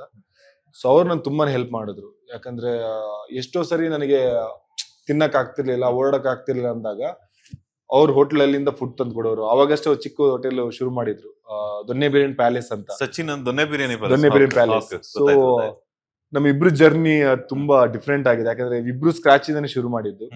ಇವಾಗ ಅವನೊಂದು ಪೊಸಿಷನ್ ಅಲ್ಲಿ ಇದ್ದಾನೆ, ನಾನೊಂದು ಪೊಸಿಷನ್ ಅಲ್ಲಿ ಇದ್ದೀನಿ. ಸೊ ಇವನ್ ಮಧು ಅಷ್ಟೇ, ರಾಯಲ್ ದೊನ್ನೆ ಬಿರಿಯಾನಿ ಅನ್ನೋದು ಮಧು ಅವ್ರ ಫ್ರಾಂಚೈಸ್. ಸೊ ಅವರು ನನಗೆ ಸಂಜೆ ಊಟ ತಂದು ಕೊಡೋರು, ಕೆಲವೊಂದ್ಸರಿ ಚಿಕನ್ ತಂದು ಕೊಡೋರು. ಇವನ್ ಎಲ್ಲಾದ್ರೂ ನಂಗೆ ಆಡಿಷನ್ ಇದೆ, ಲುಕ್ ಟೆಸ್ಟ್ ಇದ್ರೆ ಅವ್ನ್ ಬೈಕೆ ಕೊಡ್ತಾ ಇದ್ದ. ನಿಮ್ಗೆ ಟ್ರಾವೆಲಿಂಗಿಗೂ ಗಾಡಿ ಇರ್ಲಿಲ್ಲ, ಸೊ ಬೈಕು ಇಲ್ಲ, ಏನೂ ಇರ್ಲಿಲ್ಲ. ಸೊ ಅವನ ಹತ್ರ ಬೈಕ್ ಇತ್ತು. ಸೊ ಅವನ್ ಪಾಪ ಕ್ಯಾಬ್ ಅಲ್ಲಿ ಆತರ ಟ್ರಾವೆಲಿಂಗ್ ಮಾಡಿ ನೀನು ನನ್ ಬೈಕ್ ಎತ್ಕೊಂಡು ಹೋಗುವಂತ ಕೊಡೋನು. ಸೊ ಆ ಟೈಮಲ್ಲಿ ಅವ್ನು ತುಂಬಾನೇ ಹೆಲ್ಪ್ ಮಾಡಿದ್ದಾನೆ. ಪ್ರತಿಯೊಂದು ಊಟದ ವಿಷಯ ಆಗಿರ್ಬೋದು, ಟ್ರಾವೆಲಿಂಗ್ ವಿಷಯ ಆಗಿರ್ಬೋದು. ಸೊ ಅವತ್ತು ಅವ್ನು ಇಲ್ಲ ಅಂದಿದ್ರೆ ಇನ್ನ ಕಷ್ಟ ಆಗಿರೋದು. ಯಾಕಂದ್ರೆ ಊಬರ್ಗೆ ಒಂದು 500 ರೂಪಾಯಿ 200 ರೂಪಾಯಿ ಕೊಡ್ಬೇಕು ಅಂದ್ರೆ ಮತ್ತೆ ಕಷ್ಟ ಆಗೋದು. ಅಂದ್ರೆ ಮತ್ತೆ ದುಡ್ಡಿಲ್ದೆ ಮತ್ತೆ ಬೇರೆ ಆವಾಗ ಆತರ ಆಗಿದ್ರೆ ನಾನು ಮತ್ತೆ ಸಾಲ ಕೇಳ್ಬೇಕಾಗಿತ್ತೇನೋ, ಪರಿಸ್ಥಿತಿ ಬರ್ತಿತ್ತೇನೋ ಗೊತ್ತಿರ್ಲಿಲ್ಲ. ಬಟ್ ಊಟದ ಋಣ ತುಂಬಾನೇ ಇದೆ ಅವನ ಮೇಲೆ. ನಿನ್ನೆ ಅಷ್ಟೇ ಬರ್ತ್ಡೇ ಆಯ್ತು ಸಚಿನ್ ಅವ್ರು. ಸೊ ಅದಕ್ಕೆ ಟೆಂಪಲ್ ಹೋಗಿದ್ವಿ, ರಾಯರ್ ಮಠಕ್ಕೆ. ಸೊ ಅವ್ರದ್ದು ತುಂಬಾ ಋಣ ಇದೆ. ಅಂದ್ರೆ ಆ ಊಟದ ಋಣ ಯಾವ್ದು ತೀರ್ಸಕ್ ಆಗಲ್ಲ. ಸೊ ಅವತ್ತು ಅವ್ರಿಬ್ರು ಇಲ್ಲ ಅಂದಿದ್ರೆ ಮೇ ಬಿ ತುಂಬಾ ಕಷ್ಟ ಆಗ್ತಿತ್ತೇನೋ ಲೈಫಲ್ಲಿ. ನನಗೆ ಇನ್ನೊಂದು ಗೊತ್ತಾಯ್ತು, ರಾಯರ ಮಠಕ್ಕೆ ಹೋಗ್ತೀರಿ ಅಂತ ಹೇಳಿದ್ರಲ್ಲ, ಅಲ್ಲಿ ಖುಷಿಯವರು ಬಂದಿದ್ರು. ಅದು ಮುಂಚೆ, ಮೊನ್ನೆ ಫೋಟೋ ಹಾಕಿದ್ರಿ ಮತ್ತೆ ಅದು ಲಾಸ್ಟ್ ಇಯರ್ದು. ಹಿಂಗೂ ಯಾಮರಿಸ್ತೀರಾ? ಅದು ಲಾಸ್ಟ್ ಇಯರ್ದು. ಅಂದ್ರೆ ನನಗೆ ರಾಯರ ಮಠ ಹೋಗೋದು ತುಂಬಾನೇ ಇಷ್ಟ. ಅಂದ್ರೆ ಲೈಫಲ್ಲಿ ನಂದು ಅಷ್ಟೇ. ಅಂದ್ರೆ ನನಗೆ ತುಂಬಾ ಲೈಫಲ್ಲಿ ಏನು ಆಗ್ತಾ ಇಲ್ಲ, ಏನೋ ಮುಂದೇನು ಅಂತ ಗೊತ್ತಿಲ್ಲ ಅಂದಾಗ ಎಷ್ಟೇ ಅಂದ್ರೆ ಫ್ರಸ್ಟ್ರೇಷನ್ ಇದ್ರು ಒಂದ್ಸರಿ ಹೋಗಿ ಬರ್ತೀನಿ. ಆಮೇಲೆ ಒಂಥರ ಆರಾಮಾಗಿರ್ತೀನಿ. ಮುಂದೇನ್ ಕೆಲ್ಸ ಗೊತ್ತಿಲ್ಲ ಅಂದ್ರೂ ಒಂಥರ ಆರಾಮಾಗಿರ್ತೀನಿ. ನಮ್ ಫ್ಯಾಮಿಲಿಯಲ್ಲಿ ರಾಯರ್ ಭಕ್ತರು ಎಲ್ರು. ಸೊ ಅವ್ರು ಇದ್ದಿದ್ದಕ್ಕೆ ನಾವ್ ಇಲ್ಲಿವರೆಗೂ ಬಂದಿದೀವಿ ಅಂತಾನೆ ಹೇಳ್ಬೋದು. ರಾಯರ್ನ ನಂಬಕ್ಕೆ ಶುರು ಮಾಡಿದಾಗಿಂದ ನಿಮ್ಮ ಲೈಫ್ ಅಲ್ಲಿ ಏನೆಲ್ಲ ಚೇಂಜಸ್ ಆಯ್ತು ಅಂಡ್ ಎಷ್ಟು ಕಾನ್ಫಿಡೆನ್ಸ್ ಬಂತು? ಆಕ್ಚುಲಿ ನಮ್ ಫ್ಯಾಮಿಲಿಯಲ್ಲಿ ನಮ್ಮ ಮಾವ ಅವರು ಗುರುವಾರ ನಾನ್ ವೆಜ್ ಬಿಡೋದು ಆ ತರ ಎಲ್ಲ ಸಿಕ್ಕಾಪಟ್ಟೆ ಮಾಡ್ತಾ ಇದ್ರು. ಸೊ ನಾನ್ ಆತರ ಮಾಡ್ತಾ ಇದ್ದೆ, ನಾನು ಎವ್ರಿ ಡೇ ತಿಂತಾ ಇದ್ದೆ. ಬಟ್ ತುಂಬಾ ಅಂದ್ರೆ ನಾನೇನ್ ಹೇಳ್ತಿದ್ದೆ ಅಂದ್ರೆ, ನೀವ್ ಹೇಳೋದಕ್ಕಿಂತ ನಾನಾಗೆ ಬಿಟ್ರೆ ಅದು ಒಳ್ಳೇದು. ಇವಾಗ ನೀವ್ ಹೇಳಿದೆ ಅಂತ ಬಿಟ್ರೆ ಅದ್ ನಿಮ್ಗೆ ನಾನು ಸ್ಪಂದಿಸ್ದಂಗ ಆಗುತ್ತೆ, ರೆಸ್ಪೆಕ್ಟ್ ಕೊಟ್ಟಂಗೆ. ಬಟ್ ಅದಕ್ಕಿಂತ ನಾನಾಗೆ ನಾನು ಬಿಟ್ರೆ ಏನೋ ನಾನು ಬಿಲೀವ್ ಮಾಡ್ತಿದ್ದೀನಿ ಅನ್ನೋ ಒಂದು ಫೀಲ್ ಬರುತ್ತೆ ಅಂತ ನಾನು ಆತರ ನನ್ನ ಮೈಂಡ್ ಸೆಟ್ ಇರೋದು. ಸೊ ಹೋಗ್ತಾ ಹೋಗ್ತಾ ಸೀರಿಯಲ್ ಬಂದ್ಮೇಲೆ ಏನೋ ಒಳ್ಳೇದ್ ನಡೀತಿದೆ ಅಂದಾಗ ಏನೋ ನನಗೆ ಒಂದಿನ ಅನ್ನಿಸ್ತು, ನಾನ್ ವೆಜ್ ಬಿಟ್ಬಿಡೋಣ, ಗುರುವಾರ ನಾನು ಬಿಟ್ಬಿಡ್ತೀನಿ. ನಾನು ಅವ್ರಿಗೆ ಹೇಳಿದೆ, ಇವಾಗ ಅನ್ನಿಸ್ತಿದೆ ನನಗೆ ನಾನ್ ವೆಜ್ ಬಿಡ್ಬೇಕು ಅಂತ, ನಾನು ಬಿಡ್ತಾ ಇದ್ದೀನಿ ಅಂತ ಹೇಳಿದೆ. ಸೊ ಅವಾಗ ಎಲ್ರು ಮನೇಲಿ ಶಾಕ್ ಆದ್ರು, ನೀನ್ ಬಿಡ್ತಾ ಇದೀಯ ಅಂತ. ಸೊ ಆತರ ನಾನ್ ವೆಜ್ ಅಂದ್ರೆ ಅಷ್ಟಿಷ್ಟ, ಮಧ್ಯಾಹ್ನ ನೈಟು. ಸೊ ನಾನ್ ವೆಜ್ ಅಂದ್ರೆ ಬೇಕೇ ಬೇಕು. ಆತರ ಇದ್ದವ್ರು ನಾನ್ ವೆಜ್ ಬಿಡ್ತೀನಿ ಅಂತ ಡಿಸೈಡ್ ಆದ್ರು. ಬಟ್ ಅವ್ರು ನಂಬಕ್ ಶುರು ಮಾಡಿದ್ಮೇಲೆ ಒಂದೇನು ಅಂದ್ರೆ, ಲೈಫಲ್ಲಿ ಏನೇ ಸ್ಟ್ರೆಸ್ ಇದ್ರು ಅದು ಆರಾಮಾಗಿ ಸಾರ್ಟ್ ಔಟ್ ಆಗೋದು. ಇನ್ನೊಂದು ಇದಾಗಲ್ಲ ಅಂತ ಇದ್ರೆ ಏನೋ ಒಂದು ನಂಬಿ ಮಾಡ್ಕೊಡಿ ದೇವ್ರಂತ ಸ್ವಲ್ಪ ಬೇಡ್ಕೊಂಡು ಏನಾದ್ರು ಮುಂದೆ ಕಾಲಿಟ್ರೆ ಆಗೋದು. ಅಂಡ್ ಒಂದೇನು ಅಂದ್ರೆ ಪಾಸಿಟಿವ್ನೆಸ್ ನನ್ನ ಲೈಫಲ್ಲಿ ಜಾಸ್ತಿ ಆಯ್ತು. ಏನ್ ನೆಗೆಟಿವ್ ಇತ್ತು ಅದೆಲ್ಲ ಸ್ವಲ್ಪ ಸೈಡ್ ಹೋಗಿ ಪಾಸಿಟಿವ್, ನಾನು ಏನಾದ್ರು ಮಾಡ್ತೀನಿ ಲೈಫಲ್ಲಿ, ಏನೋ ಅಚೀವ್ ಮಾಡ್ತೀನಿ ಅನ್ನೋ ಕಾನ್ಫಿಡೆನ್ಸ್ ಜಾಸ್ತಿ ಆಯ್ತು. ಸೊ ಇವಾಗ ಏನೇ ಒಂಥರ ಬ್ಯಾಕ್ ಸ್ಟೆಪ್ ಬಂದ್ರು ನಾನು ಅಷ್ಟು ಫೀಲ್ ಮಾಡ್ಕೊಳಲ್ಲ. ಓಕೆ ಇದು ಆಯ್ತು ಅಂದ್ರೆ ಮೇ ಬಿ ಅವ್ರು ಬೆಟರ್ ಪ್ಲಾನ್ ಇಟ್ಟಿದ್ದಾರೆ ನನ್ಗೋಸ್ಕರ, ಅದಕ್ಕೋಸ್ಕರ ಇದು ಆಗಿಲ್ಲ ಅಂತ ನಾನು ಥಿಂಕ್ ಮಾಡ್ತಿದ್ದೆ. ಸೊ ಅದು ಅದೇ ತರ ಆಗ್ತಿತ್ತು. ಸೊ ಇದು ಏನಾದ್ರು ಹೋದ್ರೆ ಅದಕ್ಕಿಂತ ಬೆಟರ್ ಆಗಿ ಸಿಗೋದು, ಬೆಟರ್ ಆಗಿ ಆಗೋದು. ಸೊ ಒಂದು ಕಾನ್ಫಿಡೆನ್ಸ್ ಅನ್ನೋದು ತುಂಬಾನೇ ಜಾಸ್ತಿ ಆಯ್ತು, ಒಂದು ಪಾಸಿಟಿವ್ನೆಸ್ ಲೈಫಲ್ಲಿ ತುಂಬಾ ಜಾಸ್ತಿ ಆಯ್ತು. ಅಂಡ್ ಅವ್ರು ನಂಬಿದ್ರೆ ಸೋಲಿಲ್ಲ ಅಂತ ಒಂದು ಕಾನ್ಫಿಡೆನ್ಸ್ ಬಂತು. ಸೊ ಈಗ ಆ ರೇಂಜ್ ಅಲ್ಲಿ ಇದ್ದೀರಾ? ಎಸ್. ಓಕೆ, ಈಗ ಯಾರಿಗಾದ್ರೂ ಪ್ರ್ಯಾಂಕ್ ಮಾಡ್ಬೇಕು ಅಂದ್ರೆ, ಯಾರಿಗೂ ಅಂತಲ್ಲ, ಖುಷಿಯವ್ರಿಗೆ ಪ್ರ್ಯಾಂಕ್ ಮಾಡ್ಬೇಕು, ಅವಳಿಗೆ ಪ್ರ್ಯಾಂಕ್ ಮಾಡ್ಬೇಕು ಏನಂತ ಹೇಳಿದ್ರಾ? ಇಂಟರ್ವ್ಯೂಗೆ ಇದೆ ಅಂತ ಹೇಳಿದ್ದೆ ಇಂಟರ್ವ್ಯೂ. ಈ ಹುಡುಗ ಹುಡುಗಿ ಫ್ರೆಂಡ್ಸ್ ಯಾರು ಇರ್ತಾರಲ್ಲ ಅವರೆಲ್ಲ ಮಾಡೋದು ಇದೇ ತಪ್ಪು ಅಲ್ಲ. ಅಂದ್ರೆ ಆಕ್ಚುಲಿ ಅವರು ಇದೇ ಜಿಮ್ಮಿಗೆ ಬರೋರು. ಹೌದಾ? ಸೊ ಇಲ್ಲೇ ಟ್ರೈನ್ ಮಾಡೋರು. ಸೊ ಅವ್ರ ಹೆಲ್ತ್ ಅಪ್ಸೆಟ್ ಇಂದ ಅವರು ಜಿಮ್ಮಿಗೆ ಬರಕ್ ಆಗಿಲ್ಲ. ಸೊ ಹಾಗಾಗಿ ನಾನು ಹೇಳಿದ್ದೆ ಇವತ್ತು ಜಿಮ್ ವರ್ಕೌಟ್ ಇದೆ, ಸೊ ಅದ್ರ ಜೊತೆ ಇಂಟರ್ವ್ಯೂ ಇದೆ ಅಂತ ಹೇಳಿದ್ದೆ. ಸೊ ಅಷ್ಟೇ. ಇವತ್ತು ಮಾಡ್ತೀರಾ ಅಥವಾ ನೆಕ್ಸ್ಟ್ ಡೇ ಶೂಟ್ ಮಾಡಿದಾಗ ಮಾಡ್ತೀರಾ ಪ್ರ್ಯಾಂಕ್? ಯಾವ್ದು ಪ್ರ್ಯಾಂಕ್? ನೆಕ್ಸ್ಟ್ ಟ್ಯೂಸ್ಡೇ ಮಾಡೋಣ. ಪಕ್ಕ ಪಕ್ಕ 100%. 100%. ಓಕೆ, ಈಗ ಏನ್ ಟಾಪಿಕ್ ಅಂತ ಮೊದಲು ಹೇಳಿ. ಪ್ರಿಪೇರ್ ಮಾಡೋಣ. ಈಗ ದರ್ಶನ್ ಸರ್ ಅವರ ಒಟ್ಟಿಗೆ ಆಕ್ಟ್ ಮಾಡಿದ್ರ, ಡೆವಿಲ್ ಬರ್ತಾ ಇದೆ, ಅವ್ರ ಜೊತೆ ಆಕ್ಟ್ ಮಾಡ್ಬೇಕು ಅನ್ನೋಂತ ಇದೆ. ಡೆವಿಲ್ ಡಿಸೆಂಬರ್ 12ಕ್ಕೆ ರಿಲೀಸ್ ಆಗ್ತಾ ಇದೆ. ಎಷ್ಟು ಖುಷಿ ಆಗ್ತದೆ? ಸೂಪರ್ ಡೂಪರ್ ಹಿಟ್ ಅಂತೂ 100% ಗೊತ್ತಿದೆ. ಯಾಕಂದ್ರೆ ಅವ್ರನ್ನ ಮಾಸ್ ಲುಕ್ ಅಲ್ಲಿ ಎಲ್ಲರೂ ನೋಡಕ್ ಇಷ್ಟಪಡ್ತಾರೆ. ತುಂಬಾ ಟೈಮ್ ನಂತರ ಮೂವಿ ಬರ್ತಾ ಇದೆ. ಸೊ ಇಂಡಸ್ಟ್ರಿ ಬ್ಲಾಕ್ ಬಸ್ಟರ್ ಅಂತೂ ಡೆಫಿನೆಟ್ ಆಗಿ ಎಲ್ರಿಗೂ ಗೊತ್ತಿದೆ. ಸೊ ನಾನು ವೆಯ್ಟ್ ಮಾಡ್ತಾ ಇದ್ದೀನಿ ಆ ಮೂವಿಗೋಸ್ಕರ. And such a good human being ಹೇಳ್ಬೇಕು ಅಂದ್ರೆ. So I am really waiting for that movie after very long time. Robert ಟೈಮಲ್ಲೆಲ್ಲ ಶೂಟಿಂಗ್ ಎಕ್ಸ್ಪೀರಿಯನ್ಸ್ ಏನಾದ್ರು ಶೇರ್ ಮಾಡಿದಾರ? ಅವರೊಟ್ಟಿಗೆ ಹೆಂಗೆ ಇರ್ತಿದ್ರಿ ನೀವು? ಇವನ್ ನನಗೆ ಅವ್ರ ಜೊತೆ ಅಂದ್ರೆ ಒಂದು half an hour time spend ಮಾಡಿದ್ದೆ. ಸೊ ಅದು ಯಾವಾಗ್ಲೂ ಮರೆಯಕ್ ಆಗಲ್ಲ. ಅವರಿಗೆ ಕಾರ್ ಅಂದ್ರೆ ತುಂಬಾ ಇಷ್ಟ, ಸಿಕ್ಕಾಪಟ್ಟೆ ಕ್ರೇಜ್ ಕಾರ್ ಅಂದ್ರೆ. ಇವನ್ ನನಗೂ ಕಾರ್ ಅಂದ್ರೆ ಸಿಕ್ಕಾಪಟ್ಟೆ ಇಷ್ಟ. ಸೊ ಅವಾಗ ನಾನು ಹಿಂಗೆ ಹೇಳ್ತಿದ್ದೆ, ಅಣ್ಣ ಅಂದ್ರೆ ನನಗೆ ಡಾಡ್ಜ್ ಕಾರ್ ಸಿಕ್ಕಾಪಟ್ಟೆ ಇಷ್ಟ. ಇಂಡಿಯಾದಲ್ಲಿ ತುಂಬಾ ಕಮ್ಮಿ ಇದೆ. ಆಕ್ಚುಲಿ ಕೇರಳದಲ್ಲಿ ಒಂದ್ ಬಂದಿರ್ಬೇಕು, ಅದ್ ಬಿಟ್ರೆ ಬಂದಿಲ್ಲ. ಸೊ ಡಾಡ್ಜ್ ಕಾರ್ ಸಿಕ್ಕಾಪಟ್ಟೆ ಇಷ್ಟ. ಸೊ ಅಣ್ಣನಿಗೆ ಸಜೆಸ್ಟ್ ಮಾಡ್ತೀನಿ, ಅಣ್ಣ ಇದು ಡಾಡ್ಜ್ ಕಾರ್ ಇದೆ, ತಗೋಬಹುದಲ್ವಾ ಅಂತ. ತಗೋಬಹುದು ಚಿನ್ನ, ಬಟ್ ಆದ್ರೆ ಇಲ್ಲಿ ಮೇಂಟೆನೆನ್ಸ್ ಆಗಲ್ಲ, ಮತ್ತೆ ಅಲ್ಲಿಗೆ ಕಳಿಸ್ಬೇಕು, ಇಲ್ಲ ಅಲ್ಲಿಂದ ಯಾರನ್ನ ಕಳಿಸ್ಬೇಕು, ಅದು ತುಂಬಾ ಎಕ್ಸ್ಪೆನ್ಸ್ ಆಗುತ್ತೆ. ಸೊ ಆತರ ತುಂಬಾ ಕಾರ್ ಡಿಸ್ಕಷನ್ ಆಗಿರ್ಬೋದು. ಅಂಡ್ ಅವ್ರ ಪರ್ಸನಾಲಿಟಿ ಇರೋದಕ್ಕೂ ಅವ್ರು ಮಾತಾಡೋದಕ್ಕೂ ತುಂಬಾನೇ ಡಿಫ್ರೆನ್ಸ್ ಇದೆ. ಅವರು ಒಂದ್ ಶೂಟಿಂಗ್ ಮುಗ್ದು 6 ತಿಂಗಳು ಬ್ರೇಕ್ ಇತ್ತು. ಸೊ ಅದಾದ್ಮೇಲೆ ನಾನು ಹೋದಾಗ ತುಂಬಾ ಜನ ಮುತ್ಕೊಂಡಿದ್ರು ಅವ್ರನ್ನ. ಅಂದ್ರೆ ಅಷ್ಟು ಅವ್ರು ಬಂದ್ರೆ ಯಾವ ತರ ಇರುತ್ತೆ ಅಂತ ಹೌದು. ನಿಮ್ಗೆ ಗೊತ್ತು, ಹೇಳಕ್ ಆಗಲ್ಲ. ಸೊ ನಾನ್ ದೂರ ನಿಂತ್ಕೊಂಡಿದ್ದೆ, ಯಾಕಂದ್ರೆ ಆ ಗುಂಪಲ್ಲಿ ನಾನಂತೂ ಹೋಗಕ್ ಆಗಲ್ಲ. ಹಿಂಗ್ ನಿಂತ್ಕೊಂಡು ನೋಡ್ತಾ ಇದ್ದೆ. ಚಿನ್ನ ಬಾ ಅಂತ ಹೇಳಿದ್ರು, ಹೋದೆ. ಉದಯ ಟಿವಿಲಿ ಸೀರಿಯಲ್ ಮಾಡ್ತಿದ್ಯಲ್ಲ, ಹೇಗ್ ನಡೀತಿದೆ, ಎಲ್ಲ ಆರಾಮಾಗಿದ್ಯಾ, ನನ್ನ ಹೆಸರು ಬೇರೆ ಹೇಳಿದ್ರು. So, ನನಗೆ ತುಂಬಾ ಖುಷಿ ಆಯ್ತು, ಯಾಕಂದ್ರೆ ಒಬ್ಬ ವ್ಯಕ್ತಿ ಅಷ್ಟು ಜನರ ಜೊತೆ ಆಕ್ಟಿಂಗ್ ಮಾಡ್ತಿರ್ಬೇಕಾದ್ರೆ ಅವ್ರ ಹೆಸರು ನೆನ್ಪಿಟ್ಕೊಂಡು, ಅದು ಯಾವ ಸೀರಿಯಲ್ ಮಾಡ್ತಿದೆ ಅಂತ ರೆಕಗ್ನೈಸ್ ಮಾಡಿ ಅಲ್ಲಿ ಹೇಳೋದಿದೆಯಲ್ಲ, ಅಲ್ಲಿಗೆ ನಮಗೊಂಥರ ಅನ್ಸುತ್ತೆ, ಓಕೆ ನಾವ್ ಏನೋ ಒಂದ್ ಮಾಡಿದೀವಪ್ಪ, ಏನೊಂದು ದಬಾಕಿದೀವಿ ಅಂತ. ಸೊ ಅಷ್ಟು ಹಂಬಲ್, ಅಂದ್ರೆ ಅಷ್ಟು ಜನರ ಮಧ್ಯೆ ನನ್ನ ಹೆಸರನ್ನ ನೆನಪಲ್ಲಿ ಇಟ್ಕೊಂಡೆ. ನಾನ್ ಮಾಡಿದ್ದು 8 days ಅಷ್ಟೇ, ಬಟ್ ಆದ್ರೂ ಆ ಹೆಸರನ್ನ ನೆನಪಲ್ಲಿಟ್ಟು ಮಾತಾಡಿದಾಗ ಖುಷಿ ಇದೆಯಲ್ಲ, ಅದನ್ನ ಹೇಳಕ್ ಎಕ್ಸ್ಪ್ರೆಸ್ ಆಗಲ್ಲ. ಅಂಡ್ ಅದಾದ್ಮೇಲೂ ಅಷ್ಟೇ, ಹುಬ್ಳಿಯಲ್ಲಿ ಡ್ಯಾನ್ಸ್ ಮಾಡ್ಬೇಕಾದ್ರೆ ಅವ್ರಿಗೋಸ್ಕರ ಒಂದು ಡ್ಯಾನ್ಸ್ ಡೆಡಿಕೇಟ್ ಮಾಡಿದ್ವಿ. ಸೊ ಹುಬ್ಳಿ ಸ್ಟೇಜ್ ಅಲ್ಲಿ. ಸೊ ಅದು ಆದ್ಮೇಲೆ ಅವ್ರು ಕರೆದು ತುಂಬಾ ಚೆನ್ನಾಗಿ ಮಾಡಿದೆ, ನನ್ಗೆ ಇಷ್ಟ ಆಯ್ತು, ಬೆಂಗಳೂರು ಬಂದ ಒಂದ್ಸರಿ ಮೀಟ್ ಆಗು ಅಂತೆಲ್ಲ ಹೇಳಿದ್ರು. ಸೊ ನನ್ಗೆ ಅಷ್ಟೇ ಸಾಕು ಅಂತ ಅನ್ಸ್ಬಿಡ್ತು, ಯಾಕಂದ್ರೆ ಸಚ್ ಅ ಬಿಗ್ ಸ್ಟಾರ್ ನಮ್ಮ ಇಂಡಸ್ಟ್ರಿಯಲ್ಲಿ and very good human being. ಅಷ್ಟು ದೊಡ್ಡ ಸ್ಟಾರ್ ಆಗಿನೂ ನಮ್ಮನ್ನ ಅಷ್ಟು ಪ್ರೀತಿಯಿಂದ ಮಾತಾಡ್ಬೇಕಾದ್ರೆ ನಮ್ಗೆ ಅನ್ಸುತ್ತೆ is really meant to be a star. ಯಾಕಂದ್ರೆ ಆ ಪೊಸಿಷನ್ ಅಲ್ಲಿ ಇದ್ಕೊಂಡು ಆ ಹಂಬಲ್ನೆಸ್ ಇಟ್ಕೊಂಡು ಇದಾರೆ ಅಂದ್ರೆ ದಟ್ಸ್ ವೈ ಸರ್ವೈವಿಂಗ್. ಅಂಡ್ ಅದಕ್ಕೆ ಇಷ್ಟು ಫ್ಯಾನ್ ಬೇಸ್ ಇರೋದು ಅವ್ರಿಗೆ, ಯಾಕಂದ್ರೆ ಹೀಸ್ ಲೈಕ್ ದ್ಯಾಟ್. ಸೊ ನಾವು ಒಳ್ಳೆ ವ್ಯಕ್ತಿ ಅಂದಾಗ ಎಲ್ರು ಅವ್ರ ಹತ್ರ ಹೋಗ್ತೀವಿ, ಜನ ಸೇರ್ತೀವಿ. ಸೊ ಅವ್ರ ವ್ಯಕ್ತಿತ್ವ ಏನಿದೆ ಅದರಿಂದಾಗಿ ಅಷ್ಟು ಫ್ಯಾನ್ ಬೇಸ್ ಕ್ರಿಯೇಟ್ ಆಗಿದೆ ಅವ್ರಿಗೆ. And he should be somewhere, ಅಂದ್ರೆ ಆ ರೇಂಜ್ ಅಲ್ಲಿ ಇರ್ಬೇಕು ಅವ್ರು. ಹುಬ್ಳಿಯಲ್ಲಿ ಹೇಳಿದ್ರಂತಲ್ಲ, ಲೈಕ್ ನೀವೇ ಹೇಳಿದ್ರಿ ಬೆಂಗಳೂರು ಬಂದು ಮೀಟ್ ಆಗಿದ್ರ ಮತ್ತೆ ಅಂತ. ಇಲ್ಲ ಮೀಟ್ ಆಗಿ ಹೋಗಿಲ್ಲ, ಯಾಕಂದ್ರೆ ಇವಾಗ ಅವ್ರದೇ ಒಂದು ಕೆಲಸ ಇರುತ್ತೆ, ಅವ್ರದೇ ಫ್ಯಾನ್ ಬೇಸ್ ಬರ್ತಾ ಇರ್ತಾರೆ. ಸೊ ಆ ಟೈಮ್ ಅಲ್ಲಿ ನಾವು ಹೋಗಿ ಡಿಸ್ಟರ್ಬ್ ಮಾಡೋದು ನಿಮ್ಗೆ ಯಾಕೋ ಅಂದ್ರೆ ಪರ್ಸನಲ್ ನನ್ಗೆ ಸರಿ ಅನ್ಸಲ್ಲ. ಈಗ ಯಾಕಂದ್ರೆ ಅವ್ರ ಹಾರ್ಟ್ ಇಂದ ಹೇಳಿದ್ದಾರೆ ಬನ್ನಿ ಅಂತ, ಬಟ್ ಹಾಗಿದ್ದಾಗ ಅದನ್ನ ಎಲ್ಲೂ ಮಿಸ್ಯೂಸ್ ಮಾಡ್ಕೋಬೇಕು ಅನ್ನೋ ಥಾಟ್ ನನಗಿಲ್ಲ. ಈಗ ನಾವ್ ಏನಾದ್ರೂ ಹೋಗಿ ಅವ್ರೇನೋ ಬ್ಯುಸಿಯಲ್ಲಿ ಇರ್ತಾರೆ, ಬಟ್ ನಮಗೋಸ್ಕರ ಟೈಮ್ ಕೊಟ್ಟು ಅವ್ರದ್ದೇನೋ ಬಿಸಿ ಸ್ಕೆಡ್ಯೂಲ್ ಏನಾದ್ರು ಆಗಿ ಸೊ ಒಬ್ರು ಹೇಳ್ತಾರ ಅಂದ ತಕ್ಷಣ ಅದನ್ನ ಮಿಸ್ಯೂಸ್ ಮಾಡ್ಕೊಳ್ಳೋ ಥಾಟ್ ನನ್ಗೆ ಯಾವತ್ತೂ ಇಲ್ಲ. ಅವ್ರು ಹೇಳಿದ್ದಾರೆ as a very good human things, but ಅದೆಲ್ಲೂ ಮಿಸ್ಯೂಸ್ ಆಗ್ಬಾರ್ದು ಅಂತ ನಾನು ಹೋಗಿಲ್ಲ. ಅಂಡ್ ಅಲ್ಲಿ ಹೋಗ್ಬೇಕಾದ್ರೆ ಒಂದು ನಾವು ಏನಾದ್ರೂ ಮಾಡ್ಬೇಕು ಅನ್ನೋದು ನನಗೊಂದು ಥಾಟ್. ಒಂದ್ ಏನಾದ್ರೂ ಮಾಡಿದೀನಿ, ಅವಾಗ ಅಲ್ಲಿ ಹೋದ್ರೆ ಗುರ್ತಿಸ್ಕೋಬೇಕು. ಹೀಗೆ ಹೋಗೋದಕ್ಕಿಂತ ಏನಾದ್ರೂ ಮಾಡಿ ಹೋದ್ರೆ ಸ್ವಲ್ಪ ಬೆಟರ್ ಅನ್ನೋ ನನಗೆ ಫೀಲಿಂಗ್. ಸೊ ಅದಕ್ಕೋಸ್ಕರ ವೆಯ್ಟ್ ಮಾಡ್ತಾ ಇದ್ದೀನಿ. ಈಗ ಎಷ್ಟು ಪ್ರಪೋಸಲ್ಸ್ ಬಂದಿದೆ ಇದುವರೆಗೂ? ಮೂವಿ ಅಲ್ಲ, ಲವ್ ಪ್ರಪೋಸಲ್ಸ್. ಲವ್ ಪ್ರಪೋಸಲ್ ನಮ್ಗೆಲ್ಲ ಯಾರು ಬಿಡಿ, ಆಯ್ತು ಬಿಡಿ, ಏನಾದ್ರು ಬೈಕೊಳ್ಳಿ. ಹಿಂಗೆ ಅಲ್ಲ, ಇದು ಈ ಡೈಲಾಗ್ ಇದು ಪಕ್ಕಾ ಅದೇನೋ ಅಂತಾರಲ್ಲ, ಶುದ್ಧ ಸುಳ್ಳು ಅಂತಾರಲ್ಲ. ನಿಮ್ಗೂ ಗೊತ್ತು ನನ್ಗೂ ಗೊತ್ತು.